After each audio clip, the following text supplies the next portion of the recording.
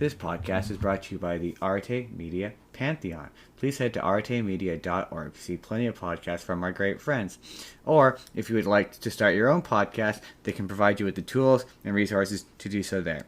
So please head to artemedia.org. That's A-R-E-T-E media.org. Totally flawless intro, everybody. Flawless victory. Flawless victory. Welcome to the Spurr of the Moment podcast, everybody. I am, as always, I am him. I be that guy. I'm that guy. I'm that guy. I'm Jesse Spurr. I'm joined by my co-host, the incomparable Jordan. I'm the dude, man. He's the dude, man. And also, part of your Broadway World podcast says, I've never been here this early. It's always been a few minutes after. She's uncharacteristically early. On today's show, you saw the title. You know what this is about. Our friend Mary Jane. Mary Juana as the it's that day. It's that day. It's that day. Hashtag 420. 420. So we're going to be talking about some stoner movies and movies about stoners and movies about being high. We're going to watch those. Also the trippy experience that was the MineCraft movie. And also, yes, first up. Which oddly feels relevant. Before we jump into the news, we're gonna talk MineCraft first. Because usually we wait till the very end. I was gonna say, it's like we're throwing everything on its head here. We're doing it. We're flipping the script for 420. We're flipping the script. And then, then we're going to do the news. And then, also doing it first makes it exceedingly easier to edit when I turn it into a video later. Anyway, and whoa! You don't show people behind the curtain. That's what they pay for on the Patreon. That's behind the curtain. And then, we talk the news, 420 movies, and then at the very end, the Spur of the Moment podcast is about making promises. So long as we keep the promises that we make. And I'm a man of my word, and I will eat a pepper live on stream. I'm going to eat a serrano pepper while at the same time, simultaneously, while I eat the pepper at the exact same time. Jordan will do an angry rant about Apple TV. I'm going to complain about Apple TV because it really, that the rage is definitely still there weeks later, but you definitely, yes, it will be. We will be equally suffering in this endeavor. And he will do it in under 60 seconds. He will do it in roughly 60 seconds. Oh, see, there's the challenge. Okay. He will have 60 seconds. Really more like 59 seconds, because after that you get cut off. So it could be a short. Fair. Yeah. That's where you'll have 3 different versions of this, One will be the cut-off version, which will then be the tease for the full rant, which is its own video, and then you have, the full version, which is even longer. I'm joking. It's true. Yes, that is the show. I'm just gonna do this real quick. As it devolves from an Apple TV rant into a just general streaming rant, because they're all annoying. We're just gonna really quickly. I've realized I should do this before we jump into MineCraft. MineCraft movie. It was a movie. It's a MineCraft. It's the movie. Okay, MineCraft movie. Oh, the MineCraft movie. Okay, Jordan, where do we even begin with the... Yeah, we were late, okay? We were late to the MineCraft movie. Cue the trailer. MineCraft movie. It was, Okay, so what could be said about this? Spoiler-free version first, I guess. It's everything you kind of expect it to be. Yeah.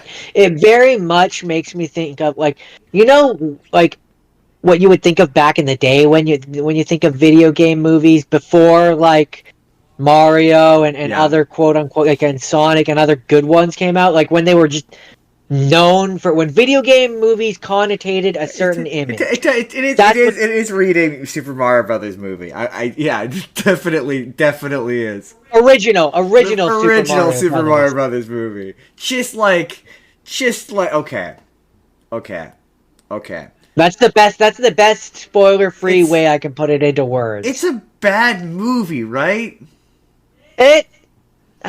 Yes. Because just on its face, yes. But it knows that it is. It does and it? It knows. Does it? It feels like the marketing does.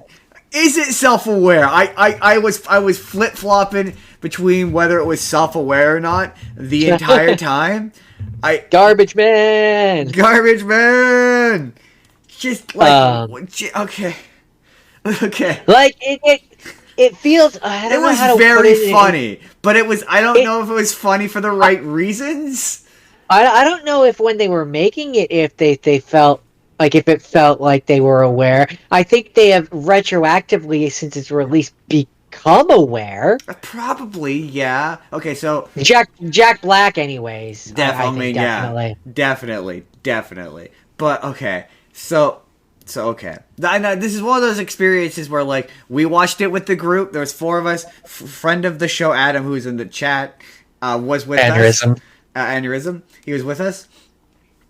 And we had a delightful time. And it was one of those, like, even if it was me and Jordan alone, and the other 2 weren't there, it feels like it would have. It's like Five Nights at Freddy's, where it's like, is it a good movie or is it just a truly terrible movie that I had a blast watching because it was way more fun to roast it, like Mystery Science Theater style.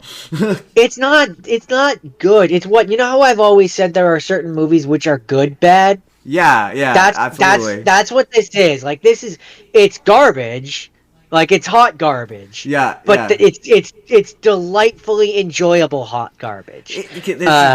Aneurysm says the story reminded me of the Mario movie story, i.e., it's there to service the jokes, and I've already forgotten it. It was bad. It was. Yeah, there was a point where I leaned over to Adam, and I went, "This is terrible, right?" And he went, "Oh yeah, no, it's yeah." It absolutely is beautiful. Like there's a scene where it's Jack Black is riding. No context. You get no context, but it's Jack Black riding Jason Momoa like he's a mythical beast. And he's got his hair.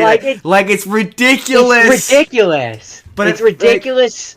But that's what makes it enjoyable. But like that's what makes it good bad. There's nuts and bolts parts of it that are like movie parts of it that are hilarious. Like, so the first thing that I noticed when I was watching this was Jason Momoa is a producer on it. And you can absolutely tell. You can absolutely, not even just like he's an executive producer. He's a producer. So there's just certain like the first 10 minutes is just Steve's backstory. He gets an entire movie's worth of backstory that just is jammed into an opening montage that Jack Black narrates, and then it does it again, and Jason Momoa also gets his own tragic backstory, and then it does it a third time with the kid character and his sister. So the thing from a technical aspect that I noticed about this movie that I've had time to sit on and think about also, Aneurysm said, but I still had fun. Jordan is right. It's good bad. Yeah. But the thing, one of the big things that I've noticed from this, and maybe this just shows that how many movies I've watched, but this movie has 3 main characters. It absolutely has 3 main characters. Yeah, absolutely. It has 3 heroes, like 3 hero characters, and then the 2 girls are also there. Yeah, and they're secondary characters just there at best. But it has 3 characters where if you focus the story just on them, it would work as its own movie. Yeah, you've got the Jason Momoa character who has to learn the lesson that money isn't everything, and there are other ways to find joy and fulfillment in your world. And there's that story. There's the Jack Black wants to be in the mine, and he's Steve, and he's like he's more game centric, if you will. And then you have your classic child adventure where the child has to figure out his place in the world, and it's kind of a coming of age thing. It's not focused on any of them. They've squished it together. Absolutely. Yeah, Yeah, no, exactly.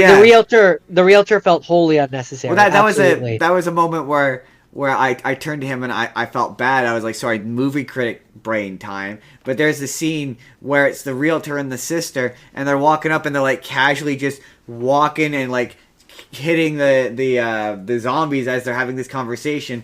And yeah, the realtor's like, why do you think I have this side hustle? And I'm like, and then there's the bit where the dog goes with her at the end that feels like it's a payoff to an arc that she never had.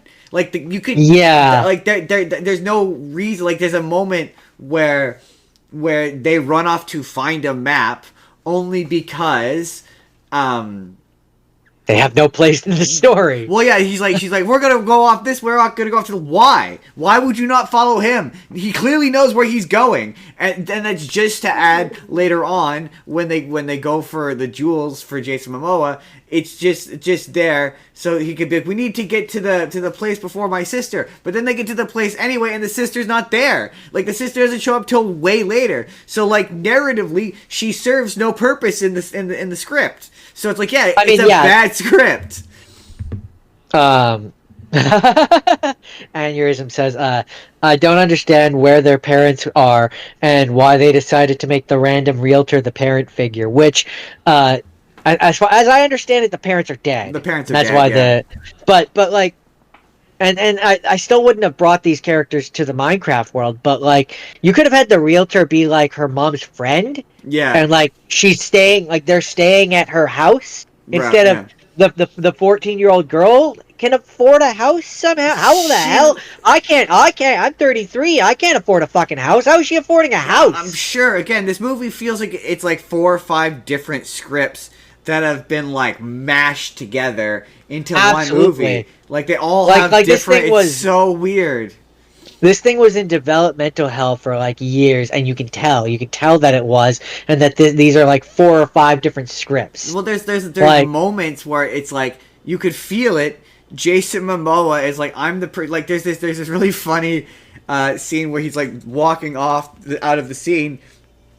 Pardon me, and he does a kickflip, and it looks genuine. It looks like he genuinely tried to do it. And he was like, look, watch me do this cool thing. And he did it, and it looked terrible and lame. And he went, I'm the producer, it stays in. Like, there's like several moments where he's like, well, what if I came in on an air balloon and I was doing this thing with my buckets and it looked real cool.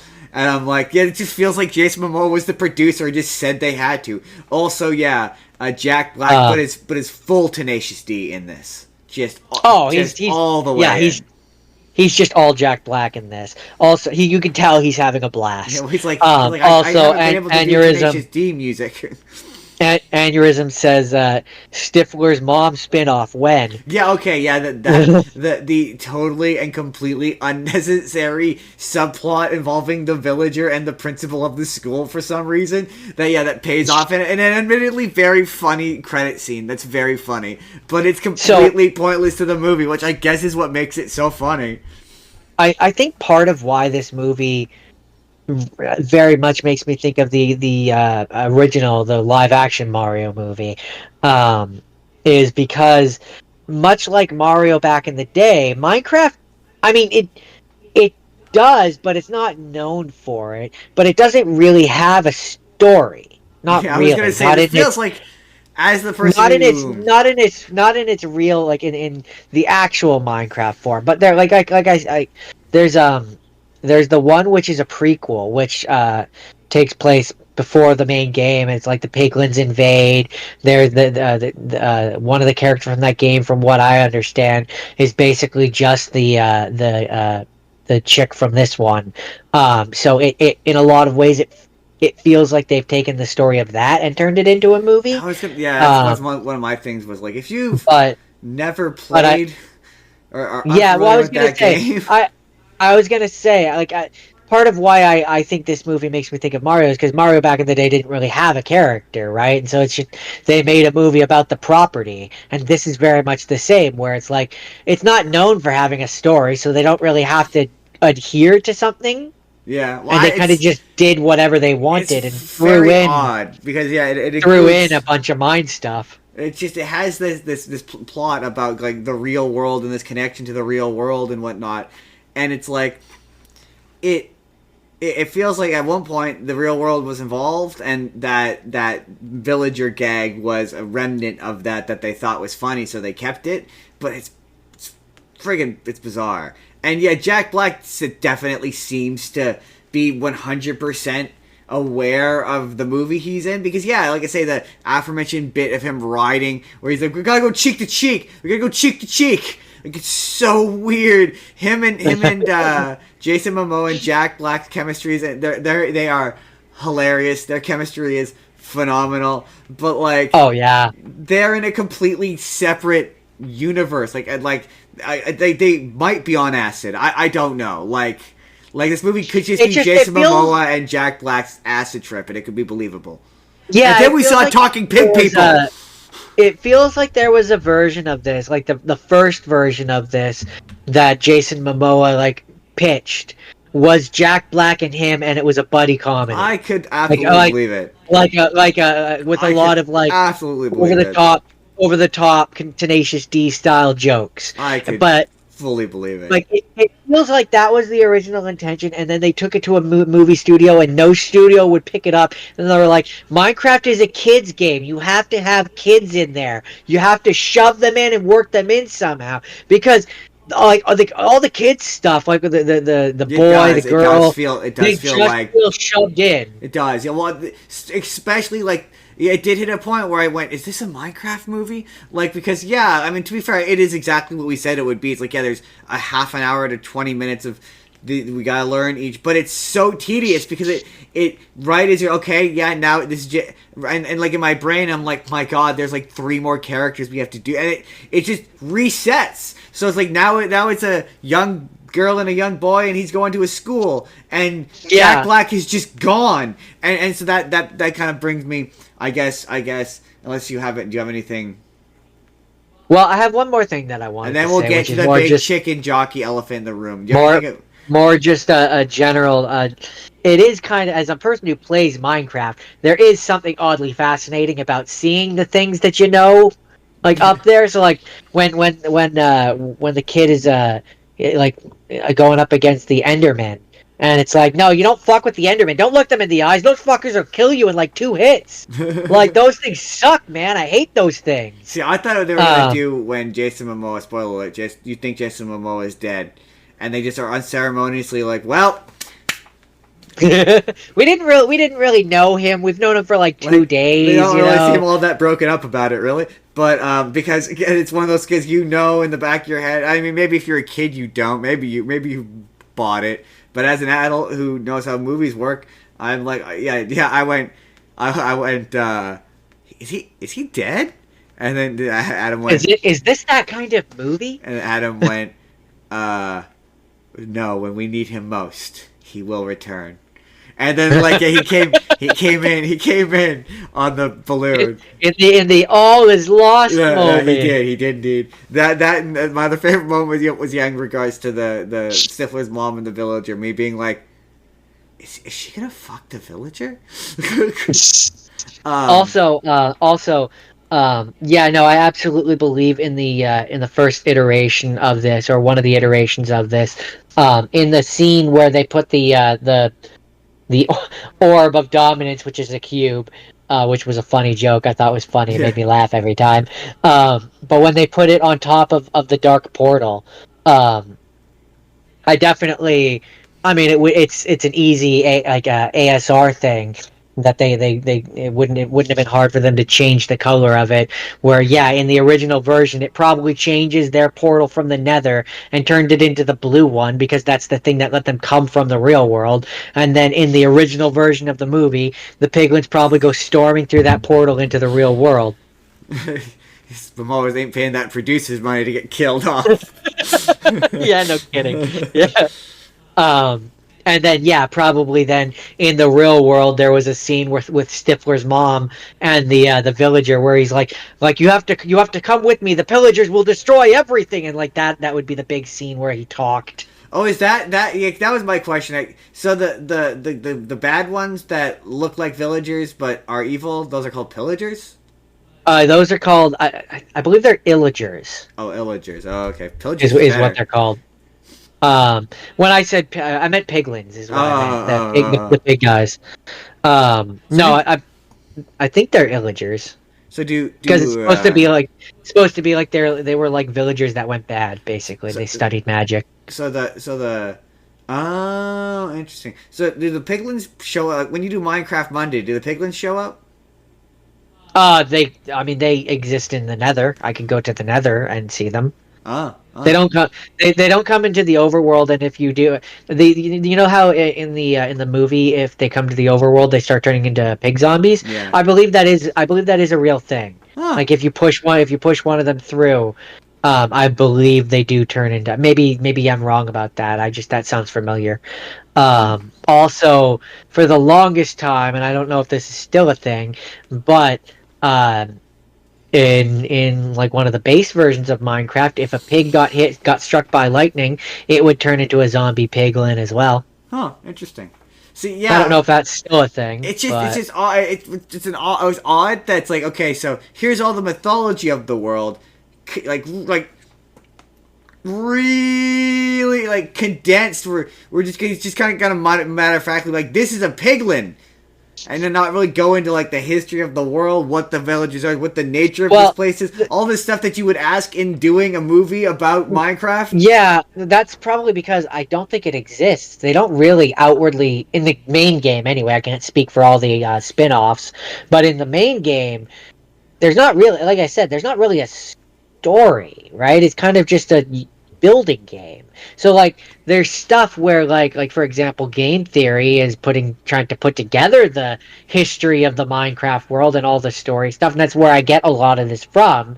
Is like they've inferred a lot, and I think in some books and stuff there's stuff, but also it was never surprising to me that Jack Black was going to end up in this thing, because from what I recall, he does the voice of one of the audiobooks. Oh, interesting. So okay, Maybe more. to wrap this up, and then we will do the news and get to those fun stoner movies. Um, we have to talk about the kids, about the kitties, about the kitties having their little memes and their little Chicken funs. jockey. Woo! Okay, here's what I will say, and it was very funny. Okay, they were oddly respectful. Like that's the most interesting bit to me, is just that they were oddly respectful. Like they had their little cheering moments at the beginning when he said the meme, and then they were quiet. And I think me and Adam were probably louder than we were. We were laughing so hard. And the guys behind us were laughing hard too. Like we were laughing hard, and then like I was too, and there was Dad definitely was, and, or and our other friend was definitely yeah, as well. and then it's really funny because when it's doing all the intro bits and it's doing Jason Momoa, we're laughing at how ridiculous Jason Momoa is. Yeah, exactly. Yeah, they were way more respectful than I expected. Yeah, and they were real quiet. Yeah. And then the Minecraft. I'm like, I was starting to get bored. I'm like, okay, let's get to the Minecraft shit. And then the Minecraft shit shows up and they start to cheer. And then the chicken jockey bit is so funny because how it works in the movie is it comes down in like a crate in like a box, and it slowly agonizingly drops from the ceiling, and like you could just feel the energy in the room shift as it slowly drops down and finally gets released. And then the anticipation is building up. Yeah, they all went absolute ape shit over it. Like, chicken jockey! And then that's it. And they were cool for the rest of the movie. They were, as far as these things go, actually, even compared to some other children, like other kids movies we've watched, they were just way better. Like Godzilla was way more of a nightmare. I don't know if it's because like their parents were more aware and were like, don't be a fucking animal at the other parts of the movie. You can have your little yell. Yeah, you have your little moment. So like, I don't know if it's because in this instance, it being so viral and being so aware by everyone made the parents more aware of their kids and kept them more in line. I really can't imagine it's like they're all there by themselves and they're self-aware. Like I can't imagine that. That's not a scenario. But it was like I get, because it's so funny. Like, initially I was like you, where I'm like boo, and then every time I saw someone talk about it, they were like, it was like it didn't bother me, and I could never figure out why. But it was like I get it. Like I've been through much more excruciating children's movies experiences. And Yeah, this just wasn't that. This was a delightful time, and yeah, this was man, kind of. it I would be a think. I very think fun part of why. high. I think part of why is because this movie is kind of built to be that. Oh yeah, it's so weird. Jack Black is so self-aware. He's doing the like, I talk like this and everything is epic because I'm Jack Black. Like he's doing that, and the kids just fucking love it. And it's like, Yeah. it's so weird because like, I for me that's to be fair, when I was a kid, that's what Jack Black was. And then we're gonna talk about Tenacious D and the Pick of Destiny. Don't you worry. Don't you worry if you're. Don't you worry, Adam. We're gonna talk Tenacious D and the Pick of Destiny. But to me, discovering that part of him, and that was such a weird transition for me. But he's what makes he's bizarre. Like every action sequence he does in this is hysterical because like he knows he doesn't look convincing in an action sequence, so it makes it funny when he like is like doing these like quite well choreographed. Watching him run, the way he runs is hysterical every time. um part of what made it funny for me, and it kind of it the theory lends into what you just said, and it makes it even funnier in a meta sense to me. But in Minecraft there's a mode called creative mode, where you have like what you have infinite stacks of like all of the things, and it's exactly what you think. Like you're basically immortal. The enemies, certain enemies don't spawn, and a bunch of them are basically like they cannot kill you. And so the theory, the game theory or the film theory, if you will, purports that this Minecraft world is in creative mode, and that's why all the enemies do like no damage. The zombies are slow enough that they can walk and have a slow conversation, while one of them is like following them and doing like no damage. Jason Momoa can be blown up, bitten, and chewed to hell without dying. And Jack Black, the person who does not look like he could win a fight, is able to do very, very well in passive, like in creative mode, because the enemies do like no damage. I mean, I could believe that was maybe a subplot. Like it does feel like it feels like there was subplots or plots involving Steve that were cut out. Like just the fact that yeah, he's this like self-insert badass who like can do anything and doesn't really struggle at all. Feels Yeah, as though he's the player character. yeah, well, yeah, it feels as though at one point, yeah, there was gonna be a third act deflate. Like he discovers maybe he's not as much of a badass as he thought. Storylines that maybe they cut out. I don't know. It's just very odd. It's a very odd movie. It was a very weird movie, and yeah, it's one of those where it's like, for me anyway, as I'm watching it, I know it's bad. It's absolutely bad, but it's cotton candy. Yeah. Oh yeah. Like Oh yeah.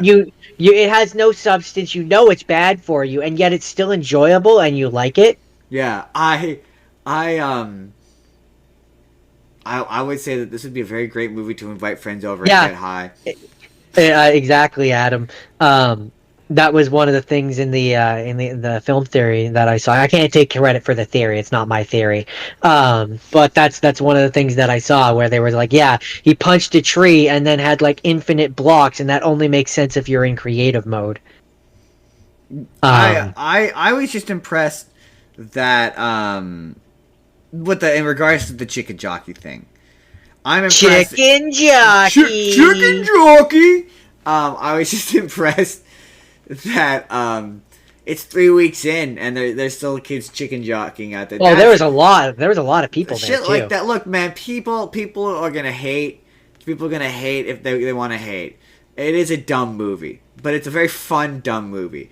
But like, there's nothing wrong with fun dumb movies being successful. Like if it gets the kids in, but the kids in the movie theaters and gets them out. Yeah, if they yell and they're having a little bit of fun. If it means that movie theaters get to stick around, I'm willing to put up with it. Yes. Now that being said, just don't throw popcorn. I do want to. I have a few. I don't mind like what we went through, where the kids are excited, they're cheering, they're having a good time. That's fine. I have no issues with that. That's fun. That's Yeah. people having fun. I won't poo-poo on fun in and of itself. The thing that the like where I take umbrage and issue is when you have the teenagers, like the 16, 17s, or like older adults who are there just to be a nuisance, throwing Yeah. popcorn. I heard cases of some of people who brought a chicken, throwing pop, and like when the pop gets poured all over like a 5-year-old girl who's the actual intended audience and is there to watch the movie. That's where I take umbrage. That's not cool. Exactly. That's not cool. Be cool, but be cool with your excitement, kids. That Again, is it. teenagers, fucking adults. You're not children.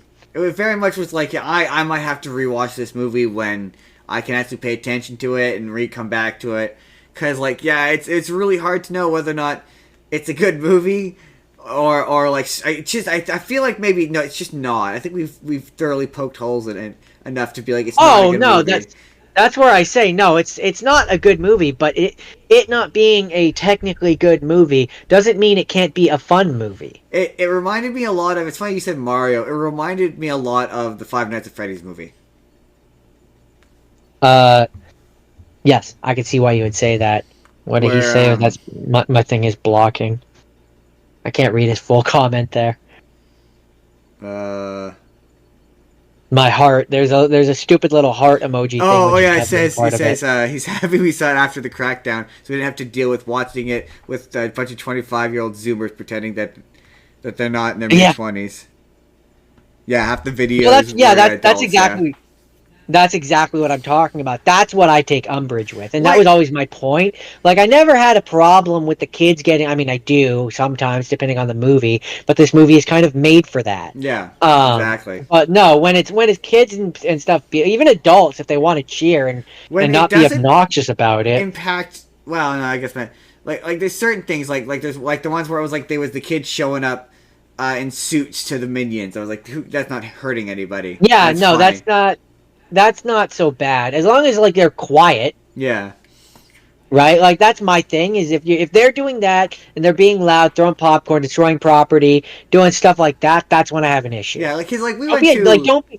My basic rule of thumb is basically don't be a nuisance. Yeah. If you're not being a nuisance, if you're not detracting from the movie, then or causing damage or making someone's job more difficult, I can put up with a lot. As someone who like went to No Way Home, and like cheered because I cheered and clapped when Andrew Garfield walked out of a portal. I can't get mad at the kids for like getting excited and cheering and clapping when they say a thing from the thing they like. So like there's no judgment there. There's no judgment there. That's where I say for me it's more the teenagers and adults who should know better. Yeah, like don't throw popcorn. Don't be a nuisance. But like my thing is like hey man, getting the kids excited to go see movie theaters, it saves movie theaters. When movies like this make $1 bajillion, and we have a news item coming up about MineCraft 2. But get ready to see MineCraft. At least MineCraft 2. MineCraft 2 Into the Big Blue, and where they do the underwater portion. That's where you find out whether or not this was intentional or not. Where you'll see they'll try to do it twice and it just won't land the second time, and then they'll probably the second one will do probably almost as well because of pure curiosity, and then the third one will bomb. In that order. That's usually how these things go. How these things go. But that's MineCraft. We finally saw MineCraft. You know, after this will be our third video about MineCraft. What? You mean the movie? About the movie, yeah. I've made 3 videos about MineCraft about the movie of varying lengths. Yeah, exactly. I think that's a big part of it. Aneurysm, Adam. He says, even I cheered a bit when something familiar popped up. It was fun and felt appropriate considering the energy in the room. Exactly. Energy in the room. I think that was part of what made it such a positive experience and what made us like go, was that good? Yeah, it was because of the energy in the room, the excitement, and just the joy that people were having. Just looked at each other and we went like, it's coming. And then as soon as you chicken, the room erupted. It was so funny. I cannot lie and say that's not funny. As the crate was coming down, I was like, And 3, 2, 1. Yeah. And then they were all like, chicken jockey! Yeah. And it's like, yeah, having someone with you who appreciates that makes it. But to be fair, it would have been like just as funny if it was just me and you. Probably more funny because we would have been, But it would have been. We would have been closer to home, and all that implies. And all that implies, yeah. But it reminded me of a lot of the Five Nights at Freddy movie, where it was like I enjoyed that movie more because me and you were dying laughing, or like Space Jam. The best example of that is Space Jam 2, where that is a horrendous movie, and when I rewatched it, I was so bored. It was awful, but like when it was me and you in the theater watching it, and I think we were watching it for this, it was genuinely funny. I was having we were laughing. I was dying. And that's where it's like, Inside Out 2. It's when we were watching Inside Out 2 for this. And I wish I might have to rewatch that movie. But there was a certain bit where I was dying. I was like cry laughing. And it was only funny because we were watching it together. This kind of feels like a similar experience. There's certain times where who you're watching it with and where you're watching it absolutely makes a big difference. And I had a delightful time. Yeah. It was bad, and I was fully aware it was bad, but I still had a delightful time. And if you have kids that like bright, shiny colors and loud noises, this has pretty those. harmless. Yeah, this is a real good it's your child's first they're 5 or 6. Oh, I guess Adam would be the one to ask. Adam, would you show this to I meant to ask you this yesterday. Would you show this to your kid, or is it too old for him? You now get to do that. You get to judge movies for whether or not they're child friendly or not. Hopefully he sees that. In 30 to 40 seconds, when this catches up with the delay, he'll answer us. Yeah, I know the delay is real bad. I understand. Yeah, I know. I talking to Jaga on his podcast is brutal. But yeah, I'm curious as if he would. He might say he's a bit young, but I would say definitely 5 to 6 year olds. This is a great 5 to 6 year old movie. I think the Piglins and the Piglin Queen is just scary enough to be like your first ooh, I'm kind of scared of this bat. You know what I mean? They're nerve inducing. Yeah, like a Rasputin or like a Jafar. We're like, ooh, these are kind of scary. Like one of those. Yeah, or the evil troll queen from Troll in Central Park. Yes. Adam says his child's too young to see for a movie yet. Yeah, that's fair. Maybe Allie's might be able to. Allie's might be able to, yeah. I will say I did pitch him my ultimate test for knowing whether or not, in my opinion, to be fair, I'm not a parent. I'm not advocating for parenting tips, as I'm not a parent. But oh no, I'm just a grown ass man who's talking out his ass. I'm just talking out my ass. But my test in my brain was always sit him in a dark room.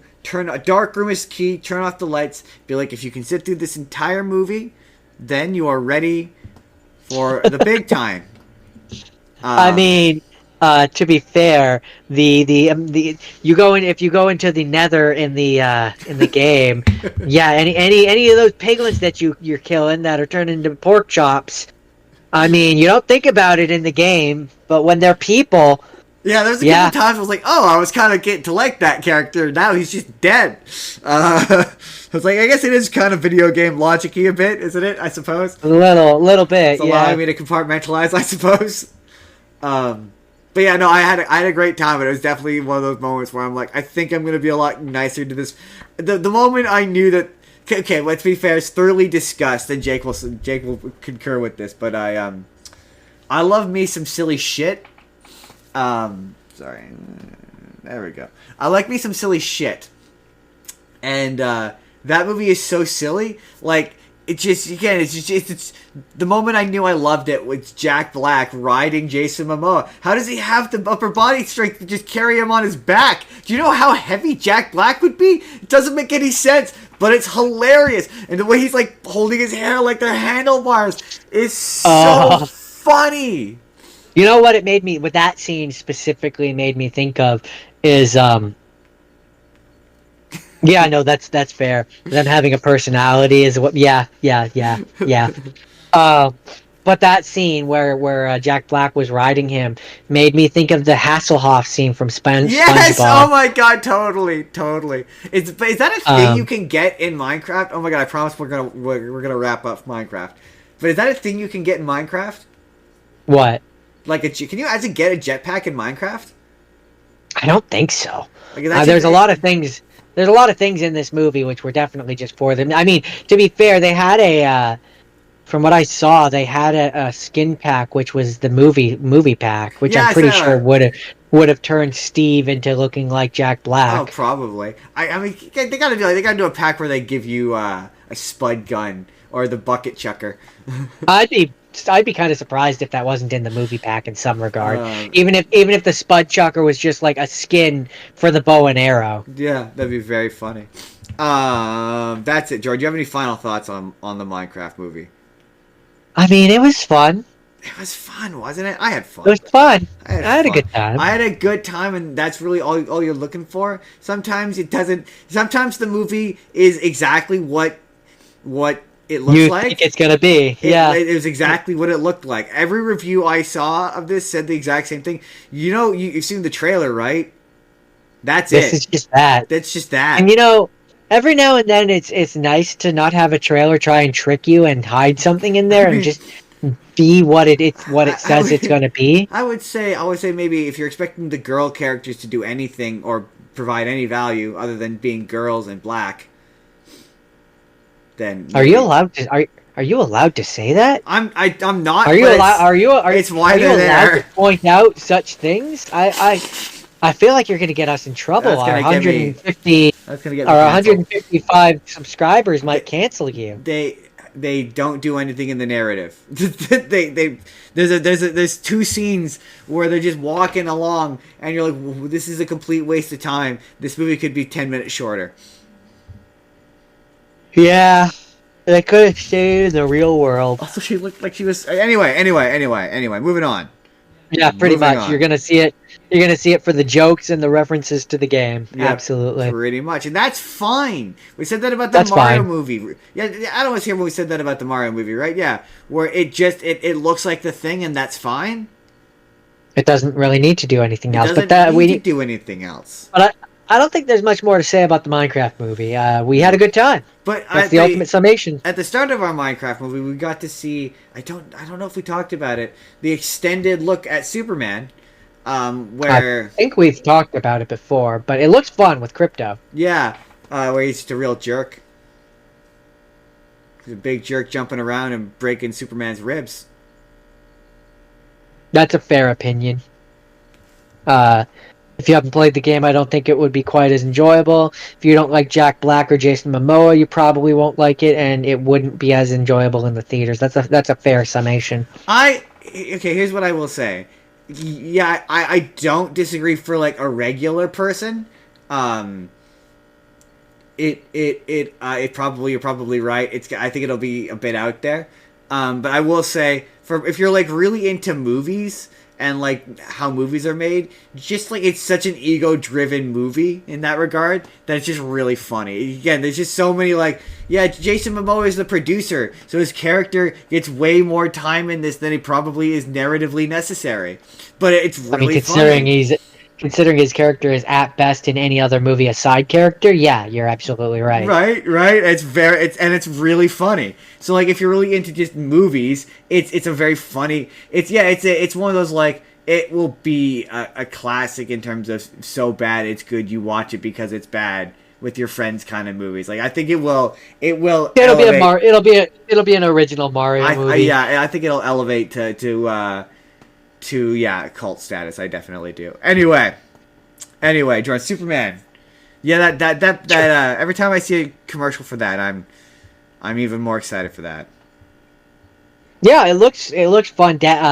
Our friend seemed excited by it. Like he was like, yeah, it looks fun. Yeah, better. You better be expecting a Superman episode. Oh yeah. Oh yeah! Boom, boom, boom. That's boom, coming. Boom, boom. That's a boom, guarantee. Boom, boom. Because we did a Batman episode and there was no Batman movie to tie into doing it thematically, this time there's a Superman movie that's coming in July. Look forward to that. Jordan, apparently they're gonna make, you'll never guess, they're fast lighting, green lighting, getting right on that Beetlejuice 2 and Minecraft movie 2. Don't you mean Beetlejuice 3? That's what I meant.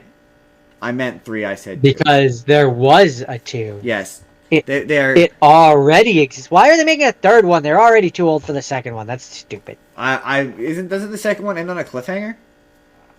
I don't remember. It wasn't memorable enough for me to remember. I know I've watched it, but fair enough. No, fair enough. That's fair enough. I have not seen it. I probably will watch it for Halloween episode.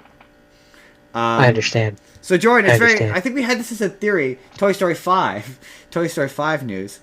So I don't know if this was an off-air theory that we had, or if it was something I had I guessed sort of based on circumstantial evidence. Well, based on stuff that Tim Allen had said, and it was the concept art. It was based on the concept art, and that's that Woody is not the main character of this movie. The main character of this movie is in fact Jesse, and I am actually more interested in that than I am. I'm still not sold on Toy Story 5, but I wasn't on Toy Story 4. I ended up liking that movie. I think Toy Story is going to be that franchise where it's going to take a lot to make me not like you.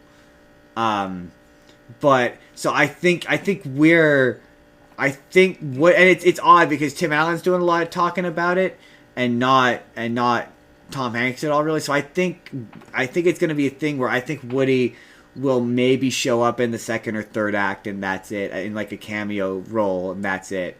It'll be like a thing where they go look for Woody to help solve the problem, which is, I guess, going to be evil Buzz Lightyear's. So,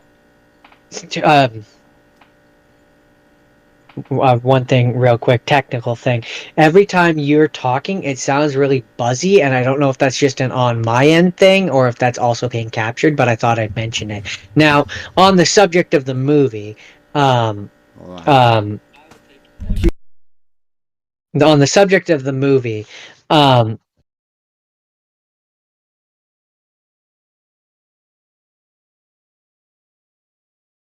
sorry, it's distracting when I can hear another you talking and I'm talking over you. Yes, I can.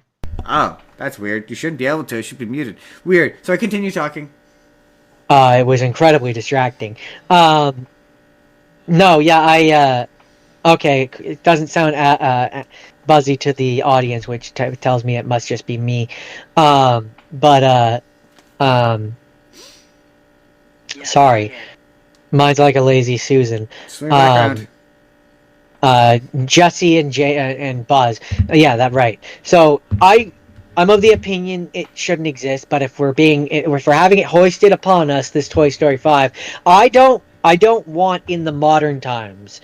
I don't want Woody in there at all. I recognize you have to have the character show up in some fashion because it's Toy Story and he's, it's Buzz and Woody, but the most that I want Woody to be in this is in flashbacks. Like, I want scenes, for example, a scene, if you have to have Woody show up as a character, I want a scene where Jesse is like, what would Woody do? And like flashes back to a comparable scene that happened when Woody was in charge, so you can bring the character and have the actors and yada yada yada, but he's not actually in the story. If that makes sense. I don't know. I don't mind they have to go and be like, what would you to solve this problem, Woody? And then but you can you can accomplish that without having the actual character show up. You can have Jesse be like, what would Woody do? And think back to a flashback and have the character be on screen, show the scene, have it impact her without ever having to actually bring the character back and ruin his send-off. Have him show up in a dream where he's like, I'm better than you, Jesse, in every conceivable way. For all I care about, you could have it be a Lion King thing where she sees him in the clouds. I don't care. I just don't want the actual character to come back. He's had 2 send-offs at this point. Let the poor dog rest. I will remember you. So, Jordan, the people who make Invincible, you know the show Invincible? I do. You do know that show Invincible. Well, apparently they've said that. See, they've promised the highest quality in season 4. And, like, hey, man, a lot of people on the internet like to shit all over the animation in that show. And I think it's fine. Like, It's fine. there's moments where, yeah, it looks cheap. But that's so that in the final episode when he does the big conquest fight, and it does that really sweet entrance where Oliver slides along the ground, and it actually looks really sweet. So they can do that. So the finale can look really expensive and cool and be awesome and be like a really big budget, bloody, violent Dragon Ball Z fight. Sassafrasa? My thing with that is someone pointed it out and I couldn't unnotice it. Why? It's like a day after the Invincible War. Why are all those people on the beach? Invincible was just like destroying cities. Justin, because they live in a world where this shit happens every Tuesday. You can't live your life in fear, man. I mean, buddy, I guess. You gotta just live life one day at a time, and one day, Invincibles are trying to destroy everything, and the next day you're going to the beach with your girl, man. And then the next day, for some reason, for a second time, his face is being rammed through a crowd of people and slicing them in half, and he's not like, "Hey, get out of the way!" At the very least. No, Justin. It bothered me the second time because, like, he could at the very least be like, "No, hey guys, move, please." It's just another Tuesday, Justin. It's another Tuesday where you sunrise, sunset. You either die by Mark or you don't. You either live or you live long enough to become part of a invincible meat grinder. Yes, exactly. They were shocked the first time. The second time, they've just learned to accept their fate. They knew it was coming. So, Jordan, apparently, you know the band Weezer? I know the name. They sing the song. I'm pretty sure it's the band Weezer. Yeah. The song is like Beverly Hills. That's where I wanna be. Or Buddy Holly, you know me, I'm not a Buddy Holly. Weezer fans are gonna get pissed at me. They're gonna be like, "You are reducing our favorite band to 2 songs." But it's like the 2 songs of theirs I know. You're like, I look just like Buddy Holly. I only know the. I only know the first one. Oh well, yeah. Apparently they're making a movie. So they'll get even angrier at me. Right, yeah. They get angry at him. He doesn't know who Weezer is. Apparently they're making a movie, and Keanu Reeves is going to be the bad guy. Oh, okay. Is he going to be from the Matrix? And he's got evil. I don't. I like to think every one of his movies is just him in another incarnation of the Matrix. All right, yeah, that makes sense. John Wick is just another one of the ones. Yeah, he's just a different one. Yeah, that makes sense. I can get behind that. Jordan, you know what they're making, Jordan? What they announced. Also, they had Star Wars Celebration, and like, a shitty, low quality version of the Mandalorian Grogu trailer leaked. And we're not going to talk about it because I didn't bother sending it to Jordan because I was like, I'll just wait till they release an official version. And then they didn't, which has prompted me to take this stance. Okay, this is to companies. Companies, stop doing convention. In the name of love. No. Stop doing convention-only trailers. They just get leaked on the internet. They make your movie look like shit. They never look good. They always leak on the internet. Just do a convention-only version of it, and then like a day later, release a slightly different version of it on the internet. Do it. You're wasting everyone's time by having them, and then it just makes your movie look bad. Yeah, apparently the bassist's wife got shot in the shoulder by the cops because she wantonly started shooting at them when they were looking for a criminal in her neighborhood. But she's okay. Do you disagree with me? Oh no, I think convention-only trailers are stupid. Why would you waste all the money in making a trailer and not want to release it to as many people as far as possible? Just what I'm saying. And What's the point in a trailer that you're not gonna show? I understand like you have to have like a demo cut to show like producers or something, but like if it's a trailer, it's meant to be seen by as many people as possible, is it not? Is that not the point of a trailer? right. And hey, the trailer looked pretty cool. That's all you're going to hear me talk Like, about it. So, Jordan, they like announced a new animated show.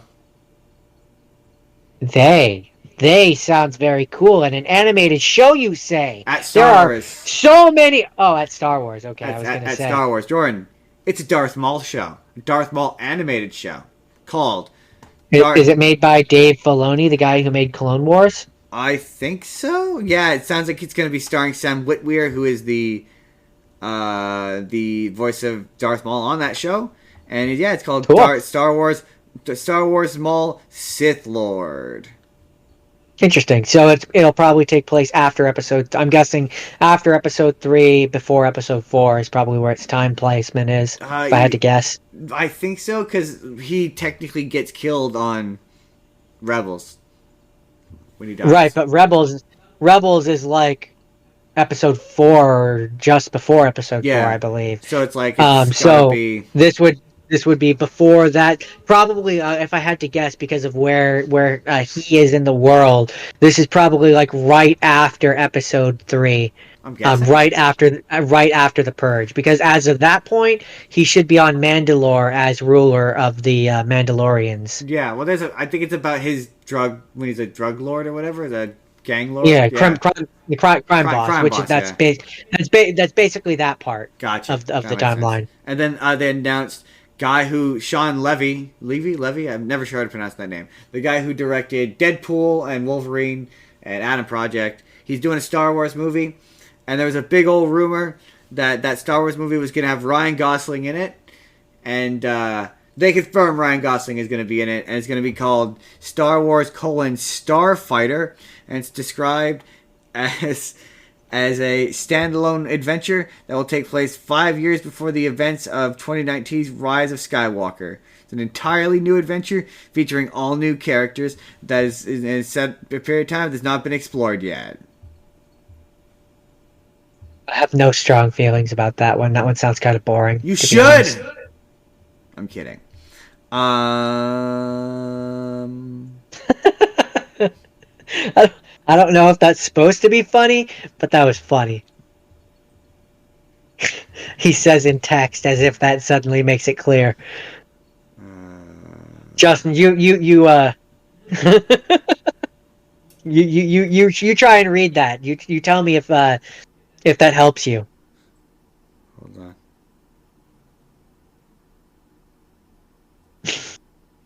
He'll get a kick out of that. Oh, yeah, it's pronounced Levy. Yeah, thank you for that. Yeah, that's helpful. Or Levy. Levy? It's pronounced Levy. Levy. So okay, Levy. So this article is about who's playing. They've announced who's playing Ken and Ryu in the Street Fighter movie, and I have I was reading the article to find the names, and it's just like an info dump of information about irrelevant information about Street Fighter, and then it says who they are, and then I saw their names, and I was like, I stalled for so long, and I went, I have no idea who these people are. So it's just because I've spent so long on this. It's Andrew Koji and Noah Centino. I don't know who any of those people are or what they've been in. I'm sorry, I don't. Oh, they sure sound like fresh up and comers who are new faces to Hollywood. Definitely, and then like that's where all the angry fanboys will come to me and be like, no, they've actually been in these 17 films. Yeah, they are beloved Hollywood icons. Jordan, we don't know. Did you watch that Fantastic Four trailer I sent you? It looks fun. It looks fun. I'm pretty excited. I keep seeing negative Nancy comments on the internet being like, "Who's excited for that?" But I am.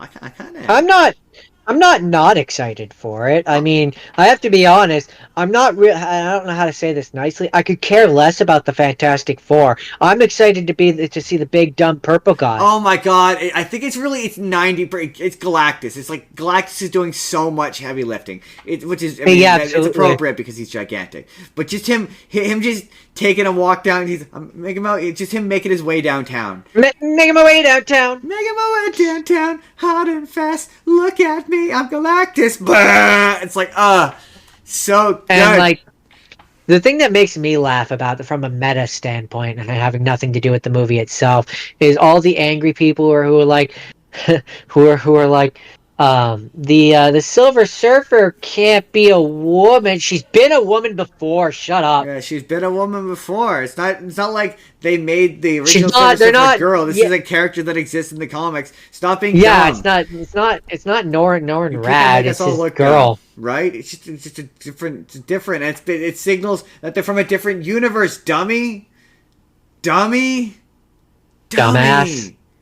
Come on, pick up a comic book. We're gatekeeping comics. But I'm kidding.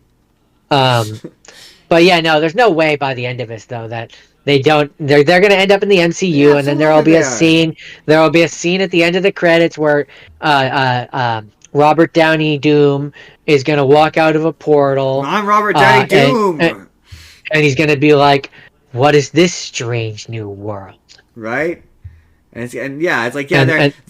shooting Doomsday now. Like they have plenty of time to shoot a post-credit scene, and they're in Doomsday, all four of them. So they have plenty of time while they're filming that movie, which will probably wrap before July, if I have to guess. They'll shoot a post-credit scene that they'll attach to Fantastic Four that he will absolutely be in. That's why they haven't confirmed whether or not he is, because he probably is in like or at the very end of it, or both. Like, I guarantee you. So Jordan, you know those... Okay. You know those, what if we take beloved childhood thing, but make it, unpleasant? What are they ruining now? Well, here's what's interesting, okay? Now, this story and this thing that they're doing is very old, and its original is not quite as sweet and nice as the Disney movie would have you believe. So it's Aladdin. It's Aladdin. They're doing how? So okay, so I mean, not how. I guess in this one, the genie is an evil psychopath. Yeah, the jinn is evil. It's like jinn are not traditionally nice, and they are tricksters. So like, yeah, you could do the jinn is evil, and yeah, then it's evil. So that I haven't read this yet, so I'm curious. Okay, so this is the description. A modern-day Londoner, Aladdin inherits an ancient monk... Oh, sorry, hold on, let's do that again. A modern-day Londoner, Aladdin inherits an ancient monkey's paw believed to grant wishes, only to discover that every desire comes at a soul-crushing price. So it's a Faustian bargain. All of those around him fall victim to its curse, as he must confront a growing evil and the demonic force that feeds on every single wish made.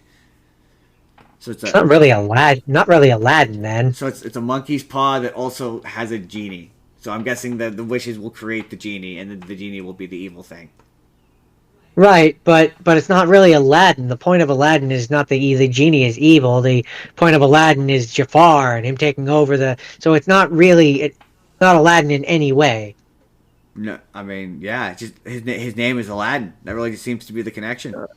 That's really it. It's just the guy's named Aladdin. Aladdin inherits a monkey's paw, only to discover that every desire comes at a soul crushing price. You reading it a second time is not going to make it any similar to Aladdin. It's still not Aladdin. It's just a guy named Aladdin. Aladdin : the monkey's paw. I decline. I say no. I decline. No. And then finally, in regards to Minecraft, we didn't mention this bit in Minecraft, but even Jack Black was like, "Don't be a dick. You can do your chicken jockey thing, but don't throw popcorn like a dick." Jack Black out. Good. Did you see that clip of him rolling up and everything? Be like, "I'm chicken jockey, but no popcorn-ocky." I didn't see the popcorn hockey part, No, he but I didn't have to did. say I did popcorn watch. hockey. I made that bit up. There was a bit where he showed up at a movie theater. Yeah, well, I saw that, but it didn't really. To me, that doesn't play as him trying to get them to not do anything. That to me reads as him leaning into it and accepting it. I mean, I think they're leaning into the saying chicken jockey, the yelling at the chicken jockey part of it. I think they're not leading into the because he as he's entering, he's like, and just don't throw any popcorn. Oh, okay, I didn't notice that. So I think they're leading into the have your fun, but responsibility is important too. I don't know why that's my Jack Black impression. It's not good. Don't be a fucking animal. You have to throw in a little bit of this because he overpronounces everything. Because I'm Jack Black. I'm Jack Black. Jordan, you know what I realized just now? Oh, What shit. did you realize?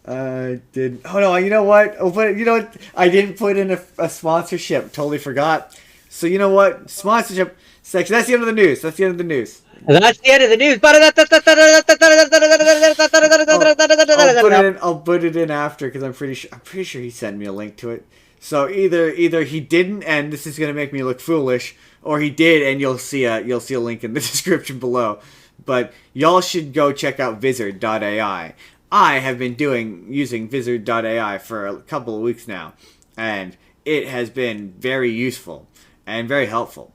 It will go through and it will break up a big chunk. You don't even have to upload it. You can use a link to it, but it'll break up your video into like however many sort of minute clips you want. So I usually do about a minute, and it'll determine based on a score their virality, and it'll basically build it in a 2-screen view, and it'll put like a title, and you can, it'll do a bunch of them, and it allows me to get like 10 shorts done a day, and then I just take them into CapCut and I add a little edit on top, and that's it. And it's made. So are you trying to say that because of this program, you're going to be eating a pepper because we gained all of those followers because of the viral videos that they created? I look. I cannot say that correlation equals causation. What I can say, I guess correlation does not equal causation is what I can say, and I cannot say that it is because of it. What I will say is that the shorts that Vizard has helped me create have performed exceedingly well. Well? As a result, we have leapt up in subscribers by almost 15 to 20 subscribers since I've started using it. I cannot say for sure. I can't make any guarantees. We can neither confirm nor deny. Can't make any guarantees, but it's a funny coincidence, isn't it? Interesting coincidence, and Vizard helped me make those videos, so they're a really worthwhile service to check out. I will hopefully have a code in the description after this is done, for you guys to go sign up, because you should. And if you do that, it helps us here, and it helps you if you do videos like I do. Totally worthwhile. Do it.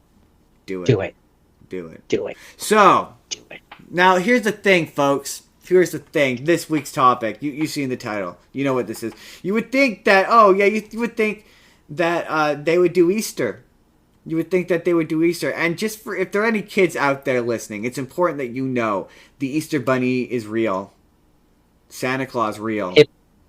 Hippity hip hop, hippity hip hop. And just real rapid fire before we jump into the main topic. Just some real quick Easter recommendations. There's a Rankin and Bass Peter Cottontail special. That's really quite fun. There's a animated James Marsden movie where he's with a CGI rabbit in a car.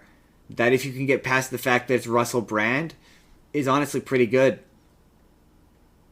There we go. There's 2. Jordan, you got any Easter recommendations? Oh, there's The Legend of the Guardians. It's not really an Easter movie, but we've got the Easter Bunny in it. It has the Easter Bunny in it, so it's kind of the same. I mean, I don't know. There was a lot of Peter Cottontail things I remember watching as a young person.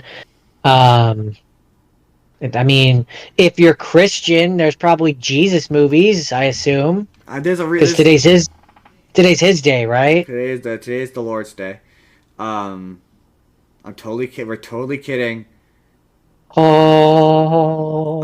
Although there are a really good Well, I mean, um you could if you're gonna watch no, I can't say that.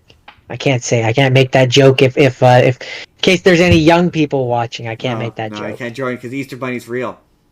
He's real. He's real. He's as real as Jesus Christ. Right. Exactly. Yeah. Yeah. Um. No. It's there's a really just real quick there's a real funny they're like church plays that are about the resurrection, the death and resurrection of Jesus Christ that are really really funny that you can find on the internet that are totally worth checking out that are actually quite good. There's if you're a Jenny Nicholson fan, she has a video about them that is really funny. On to the main topic. On to the main topic. That was our very brief Easter special, so that I can put Easter in as a hashtag later. SEO friendly, baby. So you see the title? It's 420. We're doing 420. They're up there. They're the movies that are either fun to watch while high, or that are about high, or that are trippy about people who do drugs. Mostly weed. I, there's a real array in my movies. We'll get there. Jordan, what's your first movie?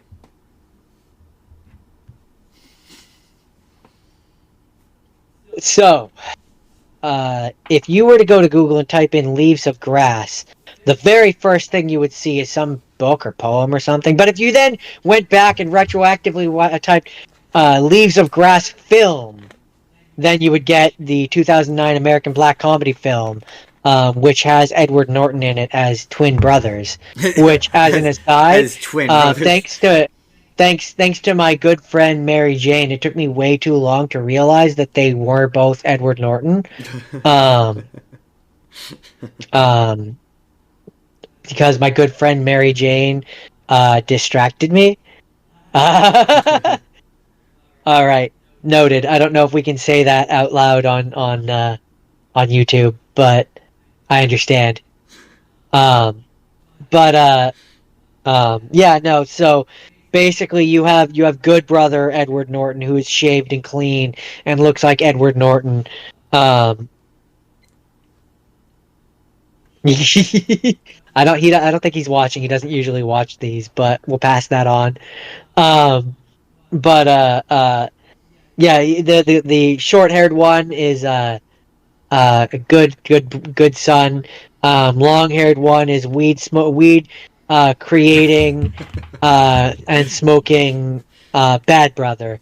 And bad brother is trying to take out a kingpin in his area, and shenanigans ensue. Is the quick summary of this movie. Um, it's pretty fun. Yeah, I definitely it took me a hot minute to realize that Edward Norton was playing two characters, Did which you is think I he was feel like just is one character? no, I thought it was two different people. I Oh, didn't that's realize pretty good. I missed the part in the movie where they said that they were twin brothers. And so it took me a while to realize that they were supposed to be twin brothers until good brother Edward Norton shows up because he thinks bad brother Edward Norton is dead, and he comes back to his hometown and runs into runs into a bad Edward Norton's friend, who is played by he was instantly recognizable, and I'm gonna have to I don't specifically remember the name off the top of my head. Um, was it him? I don't. I'll get back to you on that one. But um, it's fun. And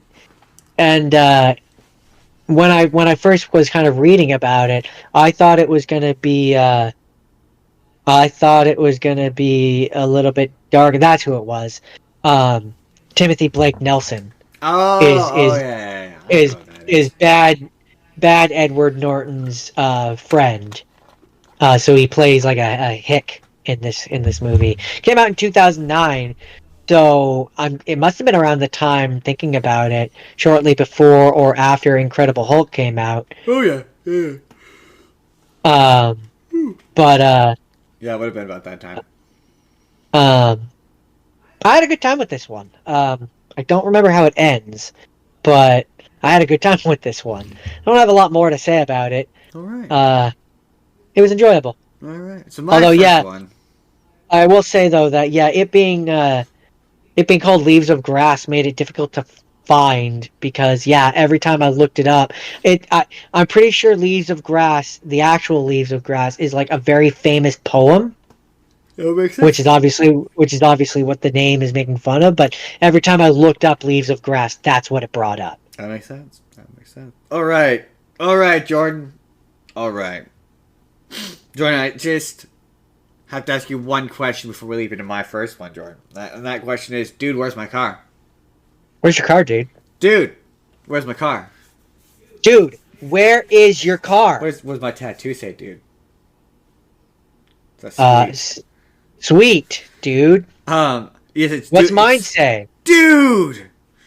Ah, what does my tattoo say? Sweet. Sweet, dude. My other favorite bit is the and then and then And and then then, and then and then and and then and then, then and and then, then. and then, and then, and then, and then, and then, and then.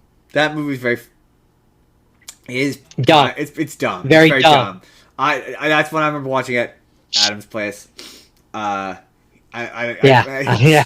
I just remember. I don't remember. I don't remember how I felt about it. It's one of those ones where I remember, but I don't remember if I liked it or not. And watching it this time, I was like, number one, there's a great there's multiple transphobic jokes.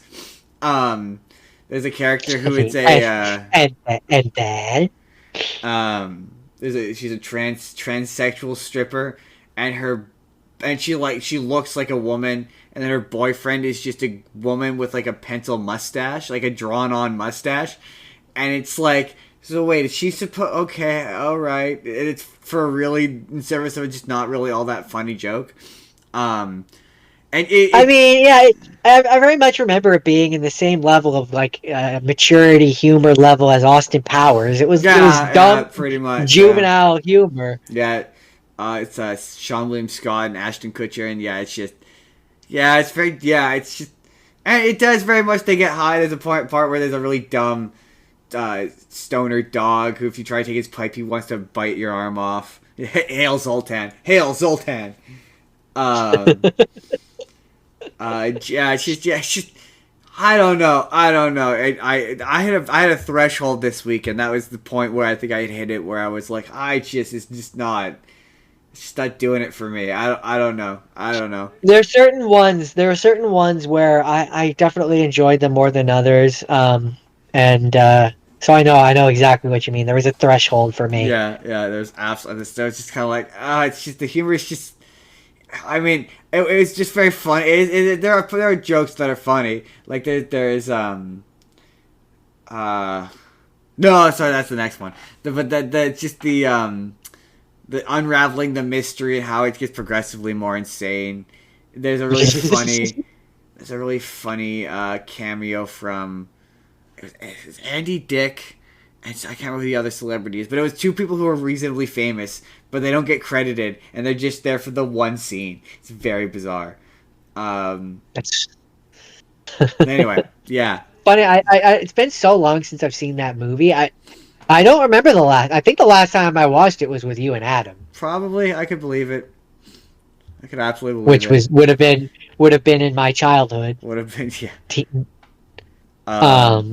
But yeah, that's it. That's dude. Where it beeth mine vehicle.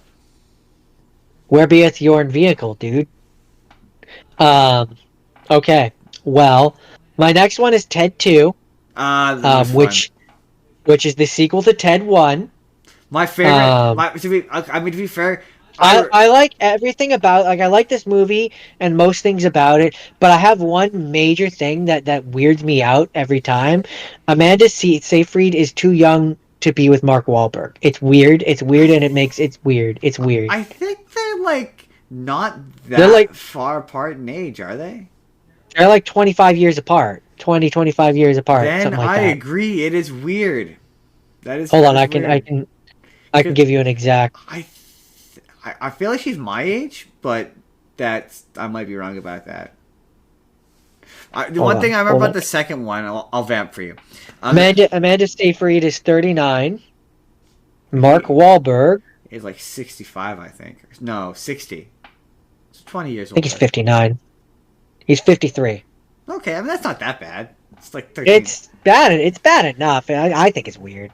I get why you're off put by it. It's because she's young looking. That's why. Well, especially because in this one, she's supposed to be like fresh out of school. Yeah, no, I get it. The power dynamic feels weird. I understand. It I get your just point. yeah, it just feels weird. The one thing I remember Maybe it's about it. because maybe it's because he comes across as older too. Yeah, I know. Yeah. I get it. The thing I remember about Ted 2 is I remember just me and you being like, it needs to pick a plot line. Like it just felt like it was like 3 episodes of a show that were like forced into a movie, which kind of makes sense why that became a show. Yeah, it feels like yeah, you're right. Now, having said that, it does feel like that. This feels like um when funny enough, like in our last ones, when we watched or when I watched the Ultraman, where it feels like it was like 3 or 4 pilot episodes for a show that got mushed into a. That's what this feels like. This movie, Yeah, I can see watching it that. this time around. Because yeah, it feels like the Ted being persecuted and treating as an object would have been a series of episodes. It feels like the him and Amanda Seyfried falling in love would have been a couple episodes. Yeah. Yeah, I see exactly what you mean. That being said, it's fun. There's a lot of dumb jokes in it, Oh, I and mean, yeah.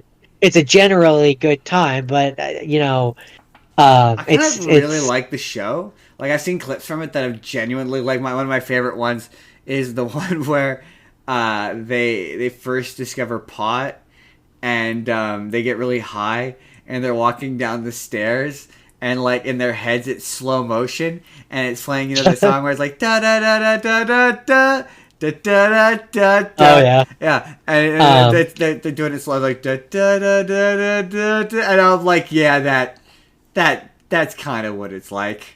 It's like that's a very accurate representation. it's not inaccurate, It's yeah. not inaccurate.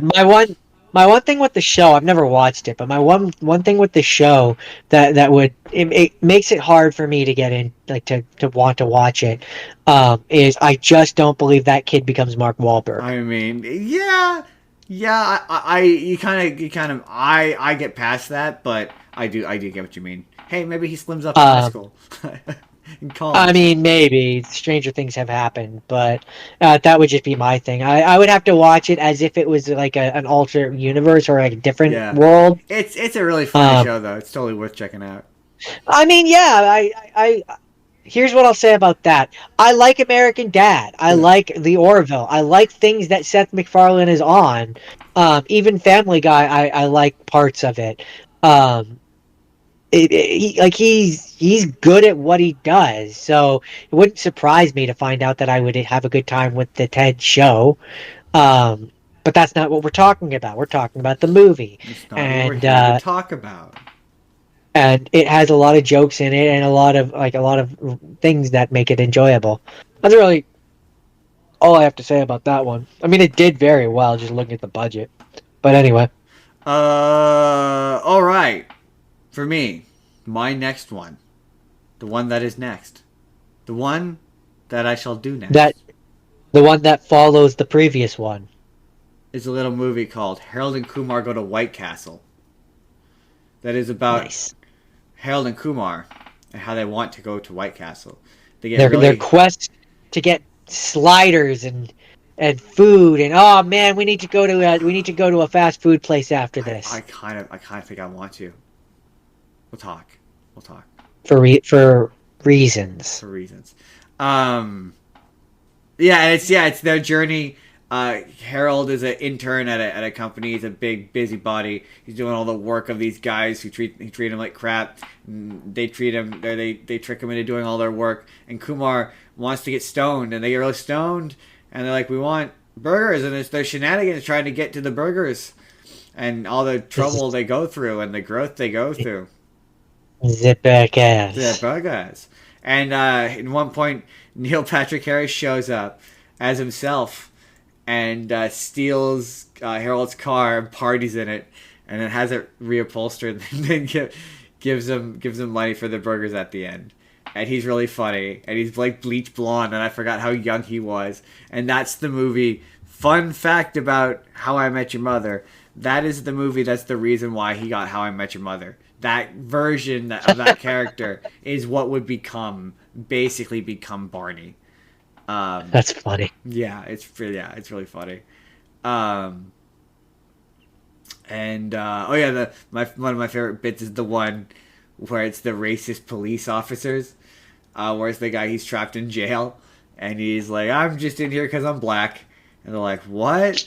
Yeah, they're arresting him, and he just gotta quietly the dude from the dad from Malcolm in the Middle. Yeah, the guy from Malcolm in the Middle. Yeah, it's really funny. Yeah, I'm just in here because I'm black. If I'm in here, I'm safe. If I'm out there, I'm not. Right? Yeah, I'm safe in here. And then it just made me sad that we don't have White Castle around here. Oh, I could go for some White Castle. God. I remember there was a while there, and I haven't actually paid attention in a while to see if they still sell them. But there was a while there where I think it was Superstore and Save-On and stuff, in the frozen section, they sold White Castle burgers. I remember that. I never tried them. They were microwavable, so they were only so good. I can't imagine they were nearly as good. But I don't think we have. You know what? Let's find out. Let's find out where the nearest White Castle is. Okay, are you done talking about the movie White Castle? Yes, that's it. That's it. Because that leads in perfectly. Because at the end of your movie, he gets the girl. She's going to Amsterdam, and then that leads into my movie where they're going to go to Amsterdam to find the girl that Harold falls in love with at the end of the last one, who is their neighbor. And Kumar can't wait to get to the weed capital of the world, and tries to use his bong on the plane, and they end up in Guantanamo Bay, and you've got the racist dude who's played by what's-his-face. But the bit where he just opens up the can of purple drink. He's just racist and stupid, there's cock meat sandwich at Guantanamo, and then there's a part where Neil Patrick Harris shows up again and saves the day, and then he gets shot and you think he's dead, and then in the third one he's back again. Yes, he is. You think he's dead? It turns out he survived in a. No, they don't have any. You see in the post credit that he survived. Oh, okay. But it's dumb and it's fun. And when you think buddy stoner comedy film, this is one of the ones you think of. It is very post 9/11, where it's like, it's terrorist jokes. George W. Bush shows up at one point. Yeah, and he's a stoner. That's funny enough.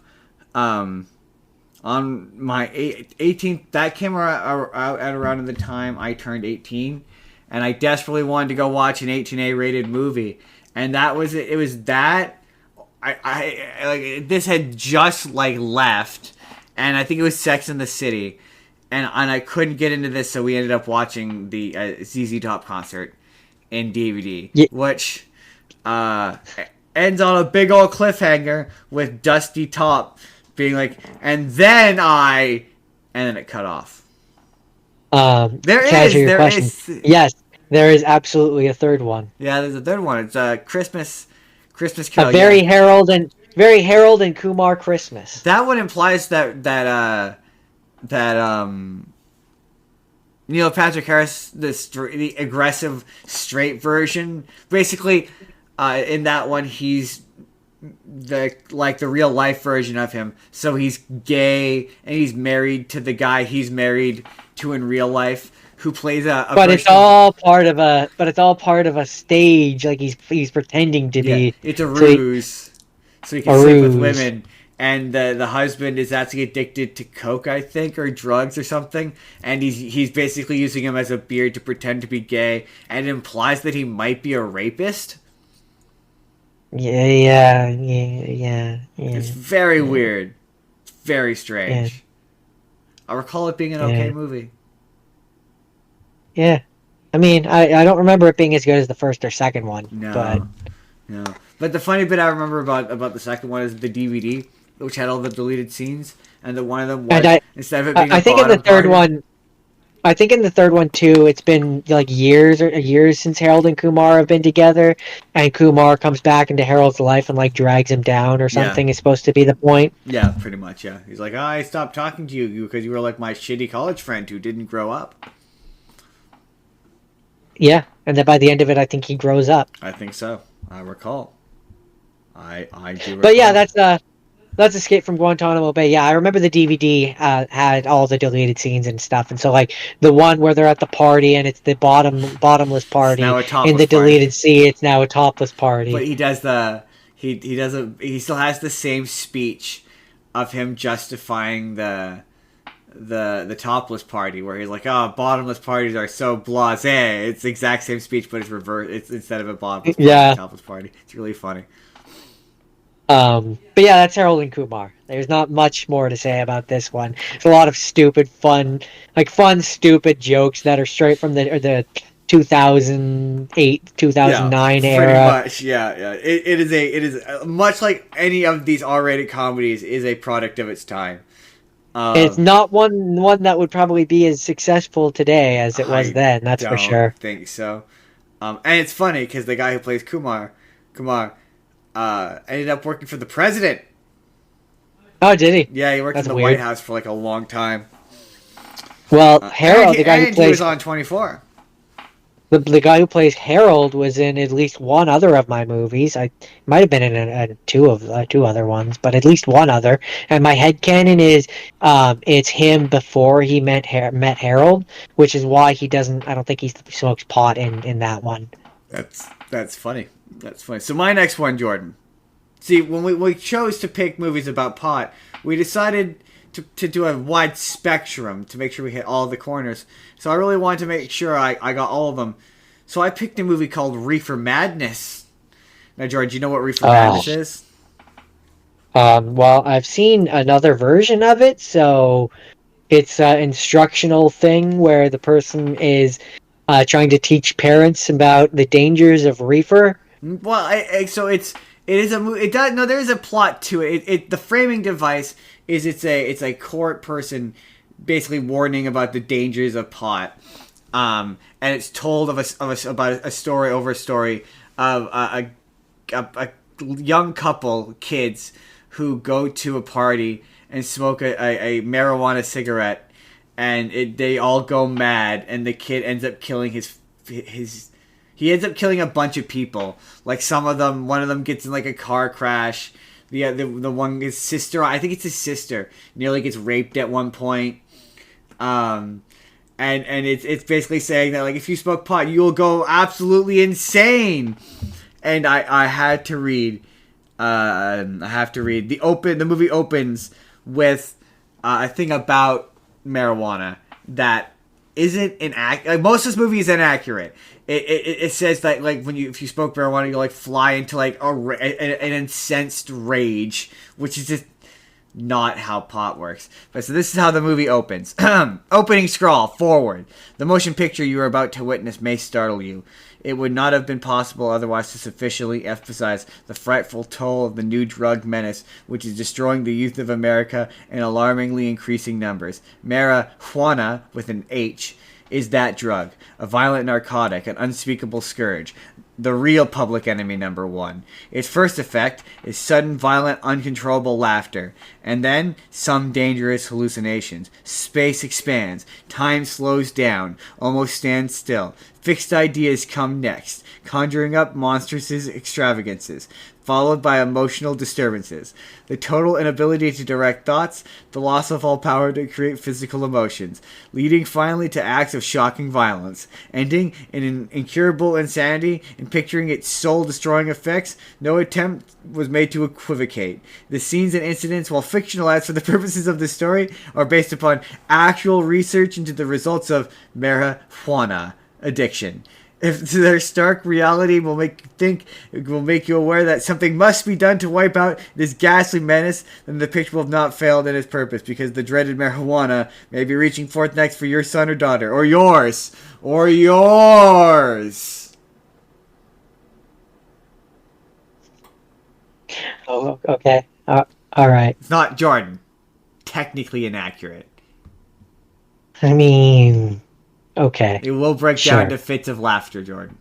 I'm just saying. It does that thing where it takes good things and makes them sound like bad things, and it's very funny. Yeah, and it's just a parade of tragedy, just an absolute parade of tragedy. It's very funny, and like an unintentional way, because this was commissioned to like convince kids not to do marijuana, and it ends with them going completely insane. So, that's okay. Do you have anything else to say about your Reefer Madness? It is an hour and 5 minutes, and it feels like it's 2 hours. Like, I looked at it, it was halfway done, and I was like, how is this possible? How is there still 30 minutes left? This movie feels like it's been going on for 10 years. Yeah, that's it. So, okay.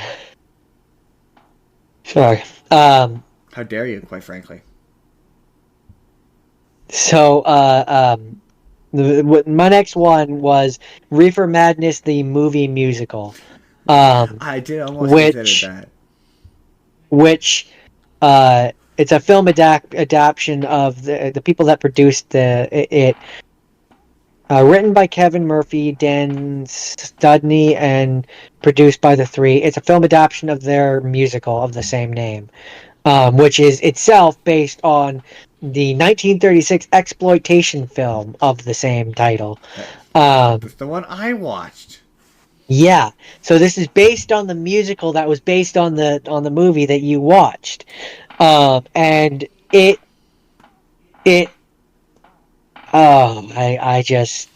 It's definitely, I can't, okay. I feel like it's definitely making fun of the thing you watched. Like, that's kind of what it's supposed to be. Because, like, so, you have a group of parents, it starts like you have a group of parents who have been gathered by, like, this lecturer who's, you don't really know a lot about him. And he starts playing the film, which is then the story of the boy and the girl. Who are like the all-American good people. That's the movie I watched. Same deal. It's the guy, and they're watching it's like a lecture almost. Same thing. Same frame. Yeah, except with music. Yeah, like their songs. Except for sets of music. Yeah. So then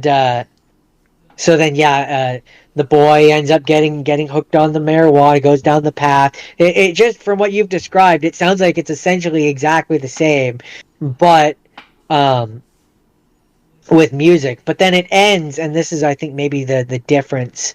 I'm gonna be honest, I fell asleep, so I had to skim to read the end, because it was like an hour. Hold on, I could tell you how long it was. It was an hour and 8 minutes, and it felt every minute of it. Yeah. This mine was like an hour and 5. It was the same thing. It felt excruciating. It felt so long for some reason. I don't know why. This is not that long. I was like 30 minutes in. I'm like, how is there still 30 minutes left? I don't understand. It feels like this has been over for a while.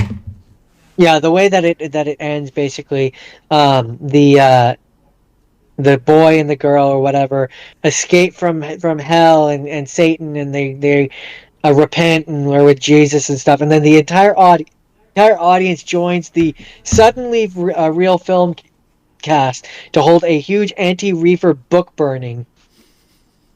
pledging to join the fight against marijuana, sex, racial and ethnic minorities, and other things harmful to their dear country.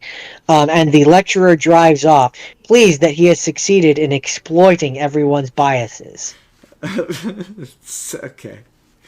Yeah, no, I think the original one just kind of ends with them being like, and you all of your kids could wind up on the pot. On the reefer madness. They could develop the reefer madness and kill their friends and or family. The thing that made it funniest for me, and it was really the only That's not how this drug works. the only part which made me go like, it's funny. So Kristen Bell is in this. She's the girl, the good girl. Yeah, Alan Cumming is also in it. Who? Alan Cumming. I don't know who that is, but the reason why Kristen Bell being in it is funny to me is this is 8 years before Frozen, so she did this and then went on to be a Disney princess. That she did. And that's just very funny to me, especially because one of the songs later on in it is like about her being a dominatrix and she's dressed accordingly. So it's just funny to me that family friendly Disney was like, you know what? That's our Disney princess. That's the one. It just shows you, boys and girls, that you can be in a movie about made for TV movie for about reefer madness and still go on to be a Disney princess. It's true. You can. But that's all I really have to say about that one. So my next one. So when I looked up a list of stoner movies, one of the things on this list was in the category of movies that are fun when you're high, is Pink Floyd's The Wall, which is a movie that is, I would hesitate to, okay. This is one of those times where I'm going to say a thing that's going to make the internet mad at me. So I'll say this the diplomatic way, which is that if you are, how much you enjoyed this is really going to entirely depend on how much you like Pink Floyd and their music. And their music doesn't really do anything for me. It's just really slow, and I'm not gonna be arrogant enough to be like, I think it's bad. It just doesn't do anything for me. And this movie doesn't really have a plot. It's kind of got a loose story, but it's less a movie and more a series of oh god, he's dying. Everyone send your thoughts and prayers. That'll help him. Thoughts and prayers. Thoughts and prayers. I'm sorry. You should be. It's less a movie and more a series of music videos, and that are weird and random, and like they sort of have a narrative, and like sometimes they have a narrative, and it's very loosely like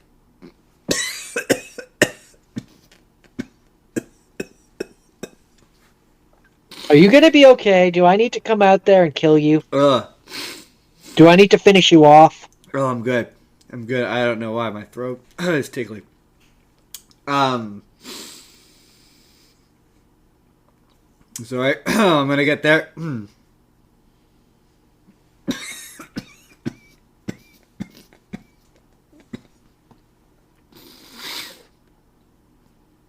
Okay. Sorry. Give me a second. The movie is very basically he's in a hotel room, and like he's a rock star, and it's him going through his life. But the Pink Floyd's music is not, in my opinion, it's not really. It's hard to follow. I to be fair, I have to be clear. I have to be fair. I have trouble following story through music, through lyrics, and so like I have trouble following the story if it's told to me musically. It's just a me thing. So there's a lot of times where like I'm lost and I don't know what's happening, and it keeps swapping between like he's hallucinating because he's on drugs, and like this is actually happening. Like at one point he's like doing a concert, and the concert is like it transforms into now he's a Nazi, and everyone at the concert is like a Nazi at a Nazi rally, and then it transitions to like they're like marching through the streets, and that's where I sent you the video of like there's the Hammers goose stepping, and I got a comment. Yeah, that was weird. I got a comment that was like, "Oh, you need to take your time and really think about it. It has themes and meaning."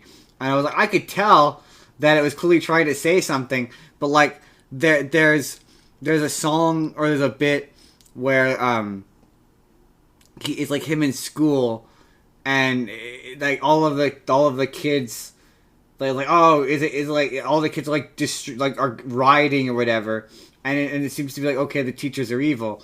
So is this like an anti-authority thing? Is it like we don't listen to your teachers because they're trying to brainwash you thing? I couldn't tell what the metaphor was supposed to be, what the message was supposed to be. Like, oh, I'm like, oh yeah, this is clearly supposed to be metaphorical. And like technically speaking, there's some really cool moments where like it looks really cool. Like the animation is really cool and really fun looking and really creative looking, but I was just having such trouble following it, and it was definitely like I had my moments where I'm like, I'm pretty sure it's just me. Like I was not having a good time and I was not enjoying it, and the music, I'm just not a Pink Floyd guy. But that's it. That feels fair. Yeah. And also, I thought Pink Floyd was a guy, and I guess Pink is the name of the character. Oh, and also I should mention, this movie was an album first, and then they turned it into a movie, which I think they need to do again. I think they need to bring that back. The Who also did that with Tommy, where Tommy was a movie. Like, I think they should make the Green Day movie. They should do an adaptation of American Idiot. Like, I think more of those movies should exist, where we take an album and then we make it into a movie. Yellow Submarine? Yeah, it's another one. But yeah, it just didn't do anything for me. But and again, I ultimately recognize, that it's me, man. That was weird. I did the weird coughing thing in the middle there that I'm definitely gonna cut out. That was Pink Floyd's The Wall. I enjoyed it. I enjoyed it more when it was a musical. Like when it was, there was a lot of moments where it just became a music video, where it's like it's one guy singing, and it's just the Pink Floyd song, and it's just set to imagery that's kind of weird. But the moments where it's like the orchestration is stirring, and there's multiple characters singing, and this is a musical number in a musical, that was interesting and that was fun. I enjoyed those moments. But when it was just like an abstract music video that's meant to be like, yeah, it just I'm again that I'm acknowledging that I'm the problem here, that it's probably me. I mean, you usually are the problem. Yes, but this time I'm acknowledging it. I mean, I'm the one who's the problem. Everyone else isn't the problem. That's a good first step for you. I know. Admitting you're the problem is the first step to fixing the problem. The greatness, really. Which is you. Quite frankly, which is me. I'm great. You're the problem. So that's all you have to say about that one? That is all I have to say about that one. Okay. How many more rapid fires do you have? I have one more. You have one more. Okay, I'm going to combine this into two because I don't have much to say about either. How do you have one more than me? Because I watched Across the Universe. Oh. So you watched an extra one? I did, because I wanted to watch Across the Universe either way. Gotcha. That makes sense. Okay, go on. Sorry. I didn't specifically watch it for the show, but I'm just going to quickly tag it in because I don't have much to say about what would have been my last one, which is Fast Times at Ridgemont High. I understand. I understand. What do you know about Fast Times at Ridgemont High? It's a coming of age film that has. I'm pretty sure it's Sean Penn's first movie. It's Amy Heckerling's first feature directorial debut. But no, I'm more meant about the plot. Nothing. Very little. Nothing. Okay. Well, short version. You have a bunch of different characters. One of them is I don't remember the character's name, but she's supposed to be like a sophomore high school student, 15 years old. She lies to an older boy so she can lose her virginity to him. And it's kind of knowing that you see her like without her top on in the movie. So knowing that she's supposed to be like a sophomore in high school kind of makes it weird a little, just for obvious reasons. Yep. Yep. And then there's one of the characters is obviously he's a smoker dude who does nothing but smoke pot, and he's at war with the history teacher. Why the history teacher? I don't know, because he's old. Because he's old and he teaches an old, boring subject. I don't know. I'm sure there was some symbolic reason of why it was that teacher specifically. But I gotta be honest, it didn't really hold my attention that much. The most interesting scenes were the scenes where I got to see naked girls. But plot-wise, it was kind of just okay, and I didn't really... I said, That's why I don't really have much to say about that, and so I also watched Across the Universe, which I'll quickly talk about because there's not much to say about this one. This is pretty much what you said, where they take Beatles music and then loosely fit a plot around the Beatles music. Yeah, but this is one of the more organic uses of it. Just my opinion. I like this movie. I like this movie. Came out in 2007. I was still in high school. Yep. We watched it, and then we went to watch the Blue Man Group. But it's a jukebox musical, and if you like the Beatles, it's got Beatles music, and directed by Julie Taymor, who also created the Lion King musical and the Spider-Man musical, Spider-Man: Turn Off the Dark. It's very weird. It's a very weird movie. Right. Speaking of Adam, I remember the first time he watched it, we put it on, and I remember him being like, "What the fuck is this movie?" That's an acid trip of a movie. But I mean, it loosely, as far as I can tell, anyway, feels like it's loosely based on the story of the Beatles themselves, where it's like they start. What? I was gonna say they said that was unintentional. It was not intentional. Really? Yeah. That was not interesting. Yeah. Because it feels very intentional. They sang all the songs on live on set, so the music in the movie sounds different than the ones on the soundtrack, which I think is pretty cool. Gives you a reason to buy the soundtrack. Yeah, and it's just a generally enjoyable film. There are some of the songs in it that I actually like better than the original. Yep, but there are some that I don't like more than the original. The Benefit of Mr. Kite is better in that movie than it is in the original.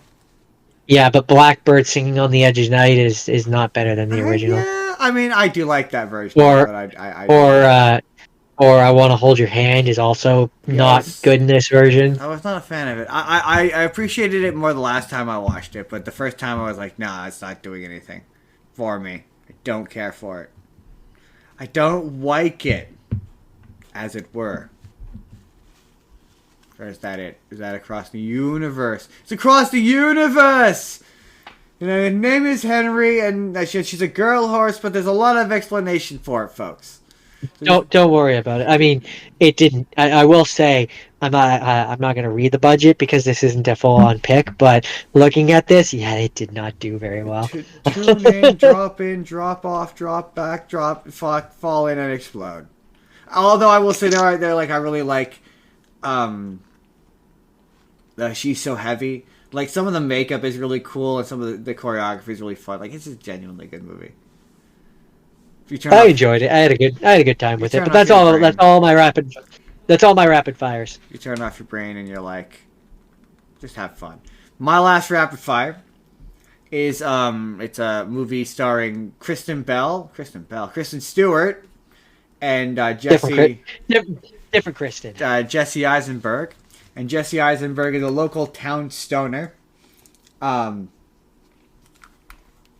it turns out is secretly a Jason Bourne style super spy, who has been implanted with basically a bunch of fighting skills and like secret agent skills or whatever, and he's been implanted with these skills and abilities, and his old handler activates him because a CIA analyst has gotten too big for his britches, played by Topher Grace, and is trying to kill Jesse Eisenberg. And it is honestly pretty good. Jesse Eisenberg is the best part of it. He is super fun. He is oddly charismatic as this like stoner guy who's high the whole time, and can just at one point he kills a man with a spoon. And he's like, "How did I do that? How did I kill that man with a spoon? I just disemboweled him with it." And Jesse Eisenberg is really believable, like really good in these action sequences. Like he's really fun, to the point that I was kind of like, I'd watch him do more action movies. Like he's really good in the fighting. The worst part of it is probably Kristen Stewart. She's not terribly great.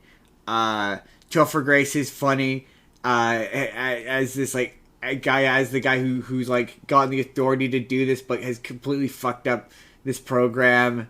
He's super fun.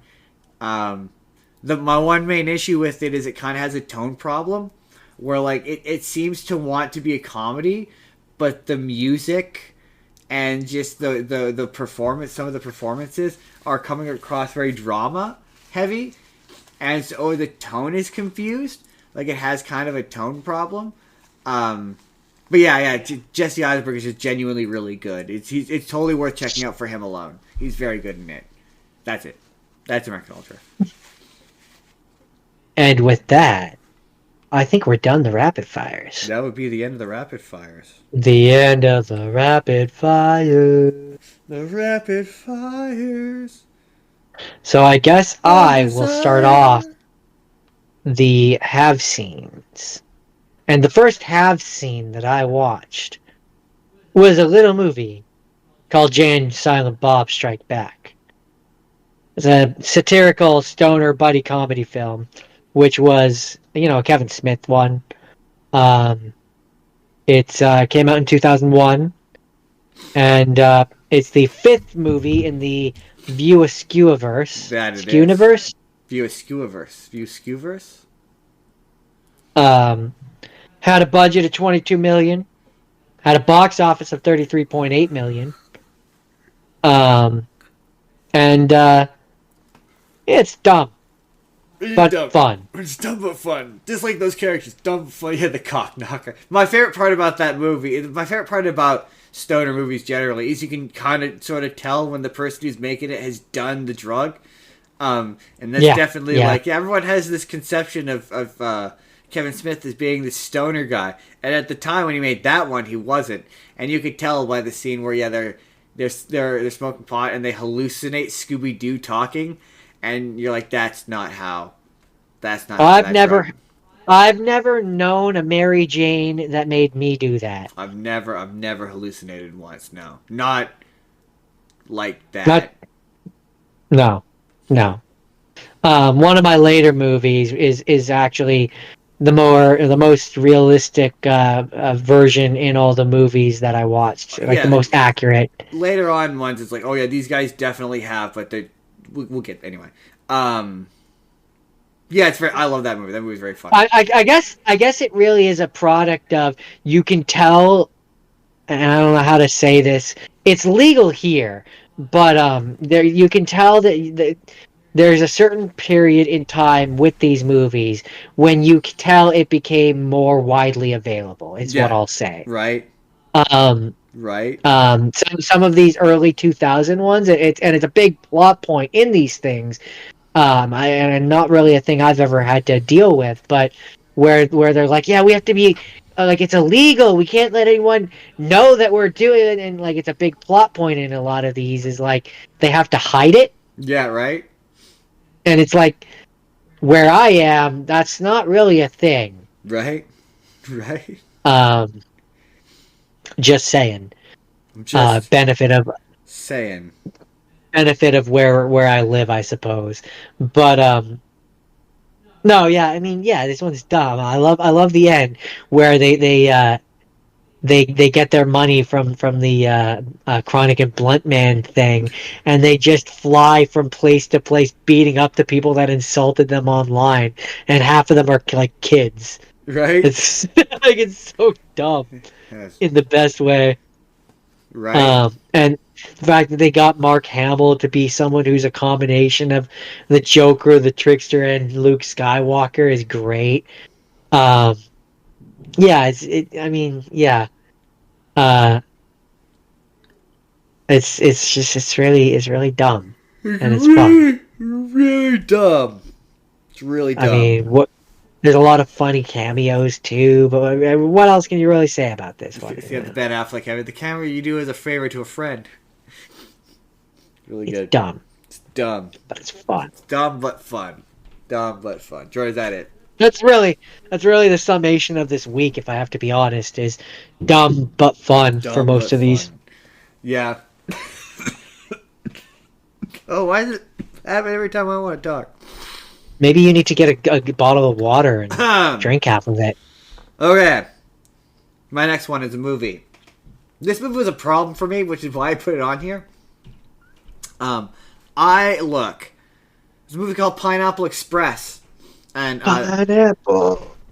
this movie came out when I worked at the movie theaters, and everyone wanted to get high in Pineapple Express. It was such a fucking pain in the ass.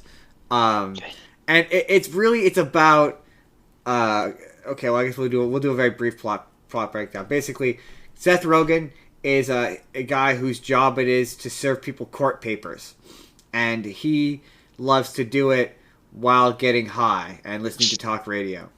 And his drug dealer is James Franco.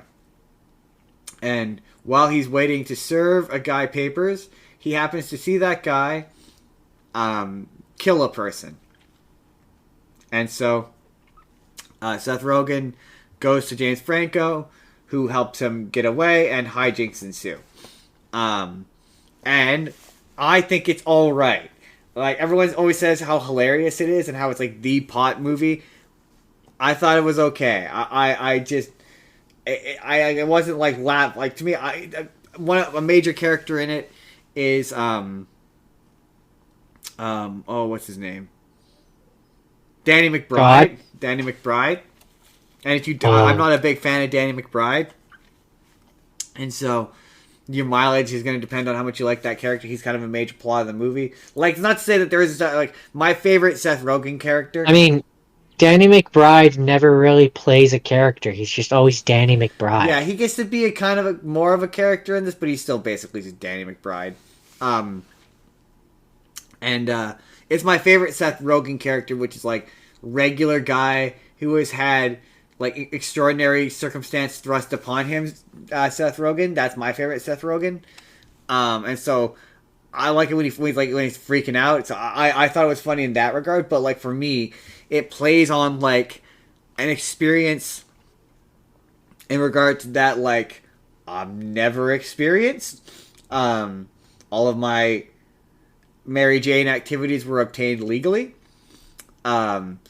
So I've never experienced that, so I don't find it as relatable. But I've heard enough stories from people who have had that experience that I know it's a very, if you have, you reckon that you've had that, like, it's a very common thing to experience. So I think they find it funnier than I do, I guess is my point. It's just... Yeah, Aneurysm says, I love the intro with Bill Hader. Yeah, that was funny. Where he's just smoking. They're testing the pot. He's smoking a joint. He's just throwing insults at them. It's definitely a movie where, yeah, you could tell the guys who wrote it have definitely used the substance before.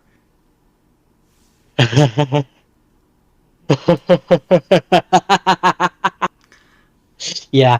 Um, I've never watched Pineapple Express, so I don't have a lot to contribute to this. This conversation, if you will. All right, next one. Um, but that leads us into my next one, which was a real party.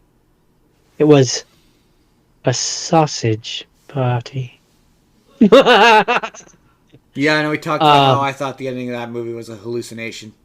That I I mean, hallucinated the it. whole thing is a fucking fever It's dream. an I'll tell you that much. absolute fever dream of a movie.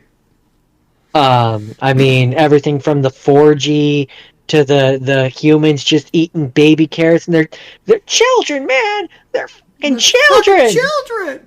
children. Um, a funny thing about that movie is that apparently the AI, I think it's Netflix, has AI sorting. So because it's animated, it's getting sorted in with the kids' movies. Ha! It is not a kids It is movie. not a kids' movie. It's not a kids' Um, movie. I know, I know. I'm sure Aneurysm is smart enough to not take his kid to this movie. No, no, no, Um, no, no, no, no, unless you want to explain that 4G at the end, no, no, no, no, no, Justin. no, no. Justin, what's a 4G, It's Justin? a food orgy. It's a food orgy. Yeah, It's where yeah. a bunch There's of food does it. there's a 4G at the end. It's a weird movie, man. It's a weird movie. It did stupidly well, which is why it got that show. Yeah, Um, the show's also it had bad. a it had a budget of 19 million and it made a box office of 141.3 million. So no wonder it got that show. Right? Um, yeah. Fuck, man. I don't know what else to say about this one. It's weird, and if you're high, it's a fever dream. It's a fever dream of a movie. Let me tell you. I have never not watched this movie with my good friend Mary Jane. I can't imagine watching it without my good friend Mary Jane. Right? Right? Is what I'll say. Is what I'll say about this one. Seeing it once was enough. It went on so much longer than it needed to. Yeah, So it really true. did. It just keeps going. You're like, oh my god, this refuses to end. Please stop. Please stop. Okay, my last half scene. It's another That was Jack my Black last. movie. That was my last half scene. All right, it's a Jack Black movie. It's a Jack Black movie called Tenacious D and the Pick of Destiny. Cause it's the pick Dun, dun, of dun. destiny. And Na na na na na na na na na na na. that movie's a musical, right? I mean, it has music, it has scenes that are explained through music, and it has musical interludes that take you from one scene to another. So I would very much describe it as a musical. I mean, it's just so I love that movie. It's so much fun. My one I think I said the last time we talked about it. My one real criticism is I love the subversion of their dynamic of KG getting to be a dick and he gets to be the leader now. I kind of wish that went on for a bit longer. Like I'd almost wish there was a scene where KG is attempting to sing and that's what causes him to become the lead singer or whatever. Like it's just kind of once it's revealed that he's lying, they just kind of settle into what their dynamic to be, and I'm like that just happens a bit fast for me. Other than that, it's super fun. It's just such a fun movie. The music's so good. I love the bit where Kyle's like, maybe if we just focused on our songwriting instead of chasing shortcuts, we actually succeed. And Jack's like, no, that's not the problem. That's not the problem at all. No, not that, not that. No. They got to talk about the Pick a Destiny tour and just how good that tour was. I think that was the one we saw. Yeah, it is the one we saw. We went to watch that one live, and it was so good. It is. That so was our good. first. That was our first time being secondarily introduced to Mary Jane. Yeah. Everyone in that audience was And- high as and- balls. And I remember when we got picked up by our friend, and she was like, "Are you high?" And we were like, "What? No, what?" And then they took us to McDonald's like a champion. Yeah, like the good friend they are. And it's funny because the you know when they do, I think it's the first open mic. Pretty sure it's the first open mic, and they have the guy who's like, "And that's my life." That's Neil And Neil Hamburger. Hamburger. Yeah, he opened when we went to Washington. He was terrible. He was bad. He was so bad. Yeah. But yeah, that I was mean, fun. I stand by it. They that should was make a the sequel. point. Still, but I you know, think when they do eventually do bring back Tenacious D, it should be in a sequel. And don't do Post-Apocalypto 2, because Post-Apocalypto was bad. I thought Jack Black and Kyle Gass broke up. No. The Tenacious D has not broken up. It's just it's not time. It's not time for a little Tenacious D stew yet. That's what he said. Okay, I mean that just sounds like a convenient way for them to be broken up without officially saying they're broken up. But okay. I suspect they'll probably come back. They'll do like a reunion tour, I think. I mean, maybe they'll come together for the Tenacious D movie and it'll be a biopic. Yeah, maybe. That'd be fun. I'd watch that. I'd watch that. But yeah, Tenacious D. I mean, I love their music, man. I'm never gonna forget the one time when me, you, and I think 3 of my friends or something, we were driving somewhere and we were all singing to Tenacious D, and like I lost my voice because we were singing so loud. I remember that. That was really fun. Good times. Good times. Good times were had by everyone, including me.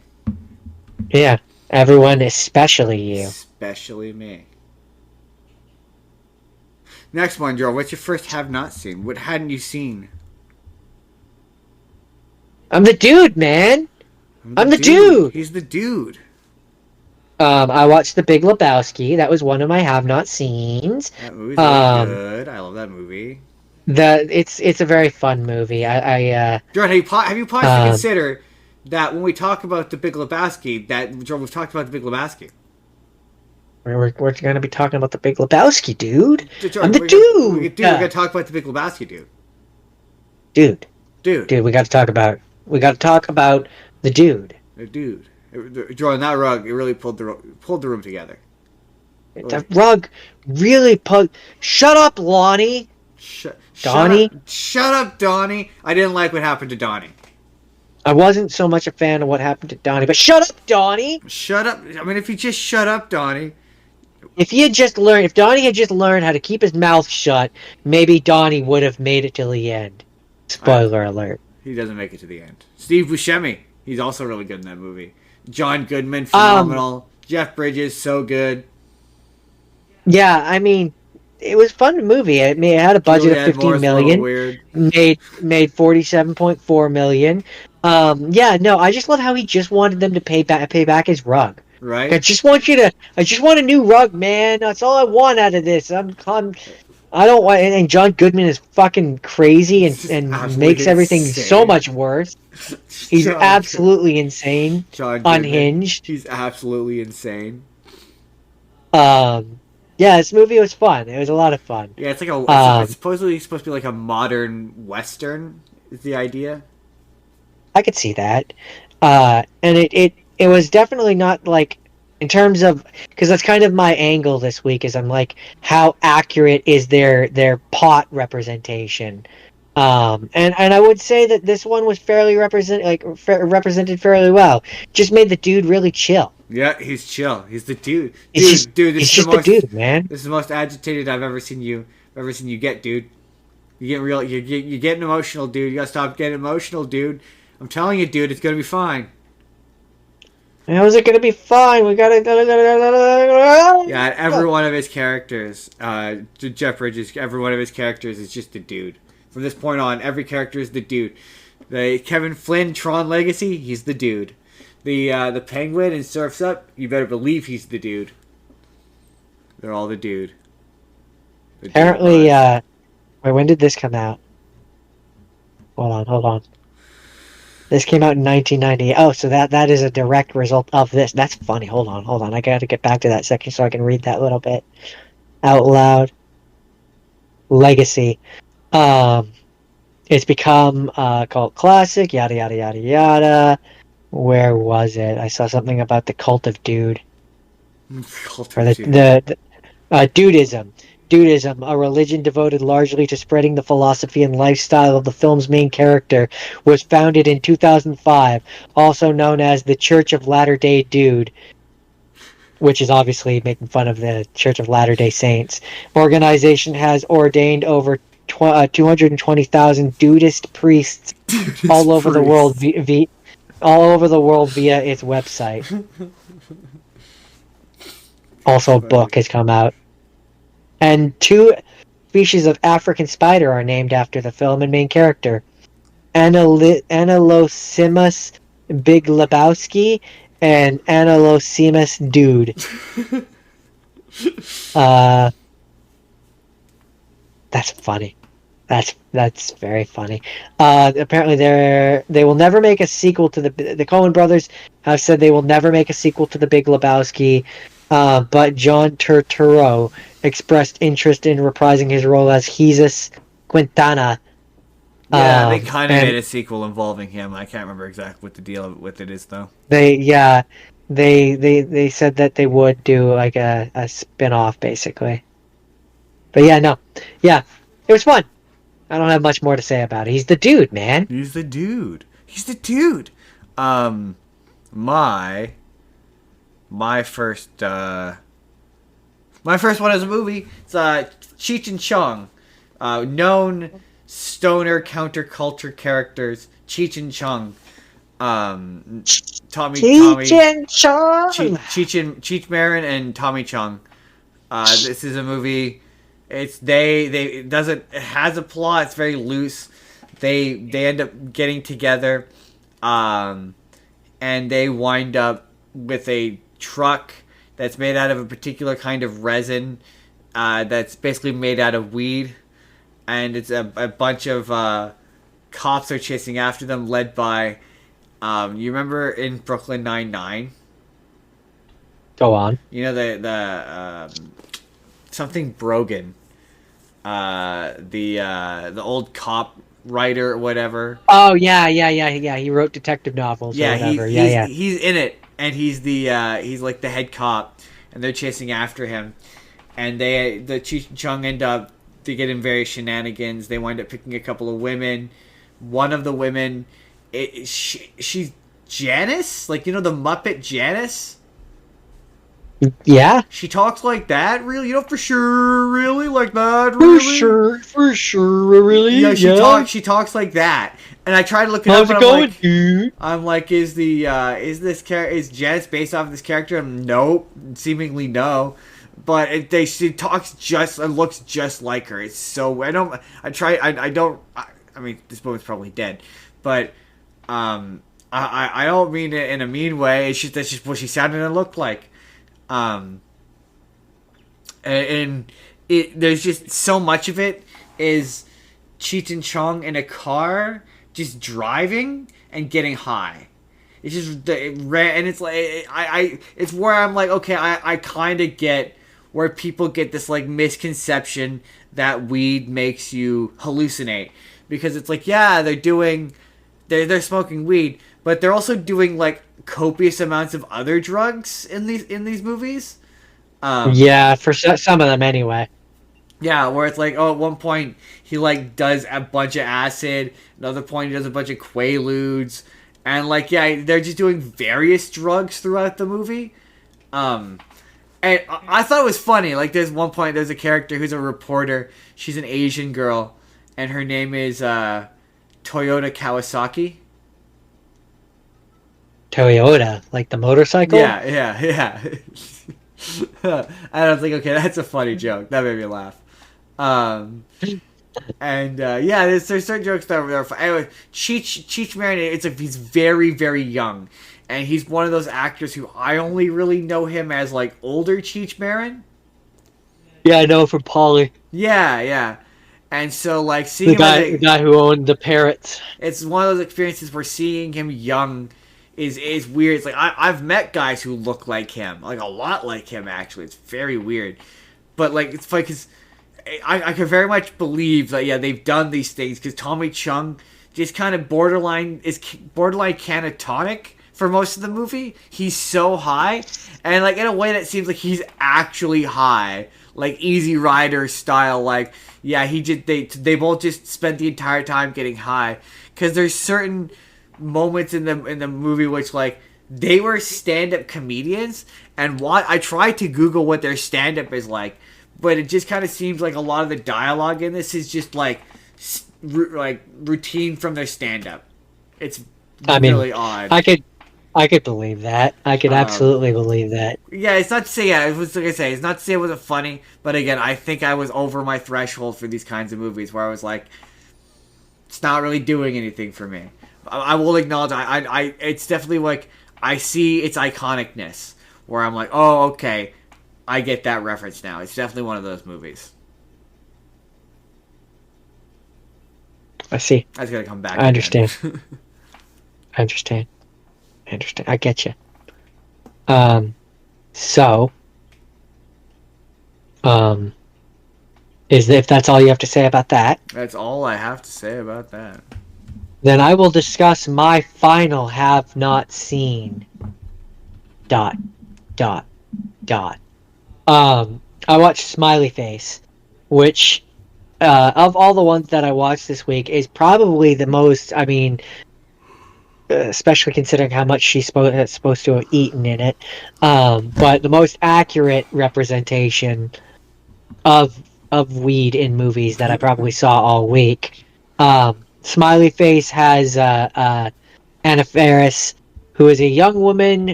I'm just going to read what it says. The description here is Anna Faris as a young woman who has a series of misadventures after eating cupcakes laced with cannabis.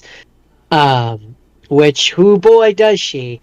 And it's just the thing that makes it that makes it the most realistic in my opinion is there's parts where she's thinking out a plan, right? And like the way that the brain works while she's on this is accurate because it's similar. I've had times like that where it's like, all right, so step 1 I do this. Yeah. Step 2 I do this, but then I do this and then this, but no, then I go back. Time slowing down and comes to it's like, yeah, it's not inaccurate. Time does slow down a bit. And so yeah, this movie really is just a series of misadventures of like she fucks up over and over and over again. So like it starts off where she's already baked beyond belief, and her roommate has left her money to pay the electric bill, and left her instructions not to eat the cupcakes because they're for the party later that day. So she sees the cupcakes and is stoned, and then next thing you know, she's eaten like 12 of them, and spoiler alert, they're pot cupcakes. So no. it hits her really hard, and then she's like, okay, shit, I've eaten all the cupcakes, I have to replace them somehow. And so she's like, okay, I'll take the money that was supposed to be for the electric bill and I'll use that to buy more weed so that I can then make new cupcakes to replace the old one. And then she screws that up and fucks up the weed that she bought. And meanwhile, she owes her dealer, and this is the one part where it's like, I've never had to deal with this aspect of it, but she owes her dealer like hundreds of dollars to the point where he's like, if you don't have enough money for me by noon today, I'm gonna have to take back some of your furniture. Well, then her brain is like, well, okay, I'm supposed to go for like an audition for this commercial, so I'll go to that, and being stoned and in touch with my artistic side will make me do even better, and they'll like pay me double. And like just the slow delineation of her brain over the course of the movie is just the most accurate thing ever. And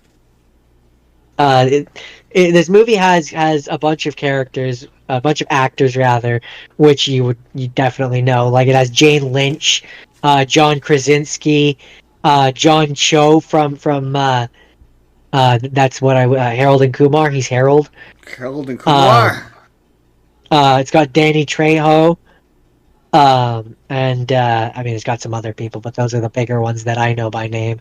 And so the most realistic part of this movie, or the funniest part, I think, of this movie, is the way that it ends. So at one point in the movie, she ends up stealing this really expensive book, accidentally stealing, because she ends up at this old lady's house, the mother of her former professor, and she's pretending to be the teaching assistant.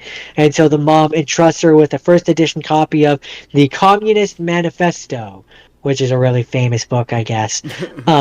And at one point, Jane is going to use the book to pay off the debt. And then by the end of it, she ends up on this um, Ferris wheel at the Venice Beach boardwalk, and all the people throughout the day are down below looking for her. And she tries to get their attention, and the book slips out of her hand, and the pages go everywhere. And then the way the movie ends is she gets arrested and sentenced to a 5-year suspended sentence and 1,500 hours of community service for grand larceny and property damage. And I'm like, it's nice to see one of these where the stoner, you know, does all this shit and there's actual realistic consequences. Right. It makes it funnier, because then, yeah, the end of the movie is her picking up garbage on the side of the highway after she had been laying down stoned while doing her community service. She gets up and starts doing it, and it's just yeah, it's funny. It's a funny movie. I enjoyed it. I thought it was dumb and fun, and way more interesting than watching uh, young teenage people wanting to coming of age. Um, but no, this one was funny. This one genuinely made me laugh. All right. So my final one of the day, of The day. today, if you will, is a movie called Fear and Loathing in Las Vegas, and this one, yeah, really is less about weed. I mean, weed's there, it's there, but it's really more about Weed. It exists. it exists. But it's basically Johnny Depp plays Raoul Blake, who is a pseudonym for Hunter S. Thompson.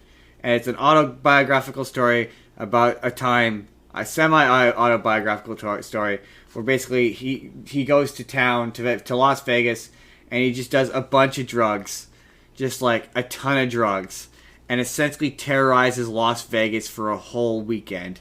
So it's The Hangover.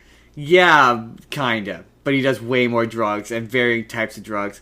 At one point, he does adrenochrome. Like he gets it straight from like somebody's like adrenal gland and does adrenochrome, and he gets super fucked up. He does all sorts of crazy amounts of like acid just over at this one point where like he's supposed to go to Vegas for this article on this race, and he's at a bar and he's trying to order a drink, and the bartender's like an eagle, and the whole room turns into like lizards. And it's directed by Terry Gilliam, who did the Imaginarium of Dr. Parnassus. And it's super weird and super surreal and super out there, and it's just him hallucinating and freaking out on people. And his shithead lawyer is basically like trying to party with this one girl who's way too young, and so Johnny Depp like makes him basically like get rid of her, and the performance is really good. He's got a cigarette holder in his mouth the whole movie, so he's talking with something in his mouth the whole time, and he's just utterly unhinged. The story is told like it's through basically like he's writing this article, so it's narrated, and there's parts where he's so high that he says something in the narration, and then he'll start to narrate out loud, and he'll be like, "Shit, did I say that out loud?" And if you've seen Rambo, the movie with the lizard, makes fun of this movie. Basically, yeah. And it's very weird. It's very strange. Like I say, the performance. Not Rambo, Rango. Rango, yeah, Rango. It's very strange, very weird. Very good movie, very fun. if you like Johnny Depp just being out there and weird, it's very, very good. I enjoyed it. But it was a little like, again, I'd hit my threshold and I was having trouble following it a little bit. But the plot's very straightforward. It's very, very easy to follow. Again, performances are good. Benicio del Toro is his lawyer, and he's also insane. Yeah. I think that's it. I think that's the end. Aneurysm says it's a very accurate adaptation of the book. The book is short, so it transfers well to a movie. Lots of scenes are word for word. Oh, neat. So it's the narration of the movie, because I didn't really look into the book all that much. But it gave me the vibe that, like, they're just taking passages from the book, and that's the narration. Like, I'm guessing the book is probably told from the first-person perspective, and the narration is just dialogue in the book. If I had to guess, I could believe it. Jordan, I guess there's nothing left to do today, is there? Goodbye, everybody. I mean, there's nothing at all. Time to go visit my friend Mary Jane again. Yeah, there's nothing. Okay, fine. There is one more thing. I promised I would eat a hot pepper, because. Oh yeah, I forgot about that. We went up. Well, first of all, we gotta do a quick comment response. I meant to do it at the top of the show, which is we got a comment that said that nobody had heard of a Faustian bargain. Certainly not 25 years ago when this was a comment on our Bedazzled video, to which everyone knows what a Faustian bargain is. Okay? Everyone. Even if you don't know what it's called. Even if you don't know what it's called. I sent Jordan a video where they were talking about The Little Mermaid, and I went, oh yeah! That is very much a Faustian bargain. And that came out well before Bedazzled did. Yeah. I mean, it's a pretty well-known thing. Again, even if you don't directly know what it is by name, you know what it is. You know what a Faustian bargain is. Also, Aneurysm says it is narrated the same way. Oh, okay, that's interesting. So last week in the middle of the show, I said that if we got to 150 subscribers, I'd eat 2 jalapeno peppers. There's no way. So I got a serrano pepper, which I feel like is going to be like the equivalent of 2 jalapeno peppers. And I am going to eat the serrano pepper while Jordan, and ideally under 60 seconds, or 60, and roughly 60 seconds, in fact, I'll probably set the timer. He will do it while I do a big rant. I will complain about Apple TV for 60 seconds, 59 seconds. Okay, you tell me. You tell me when to start.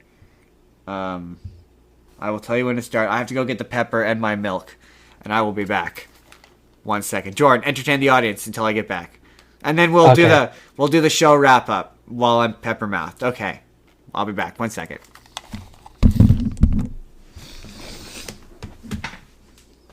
So peppers, he's going to be eating one. I will complain about Apple TV, which I definitely still have the same heat and frustration towards, as far as you know. It's dumb. It's a dumb service. It was a frustrating service when we did. They don't want to do this.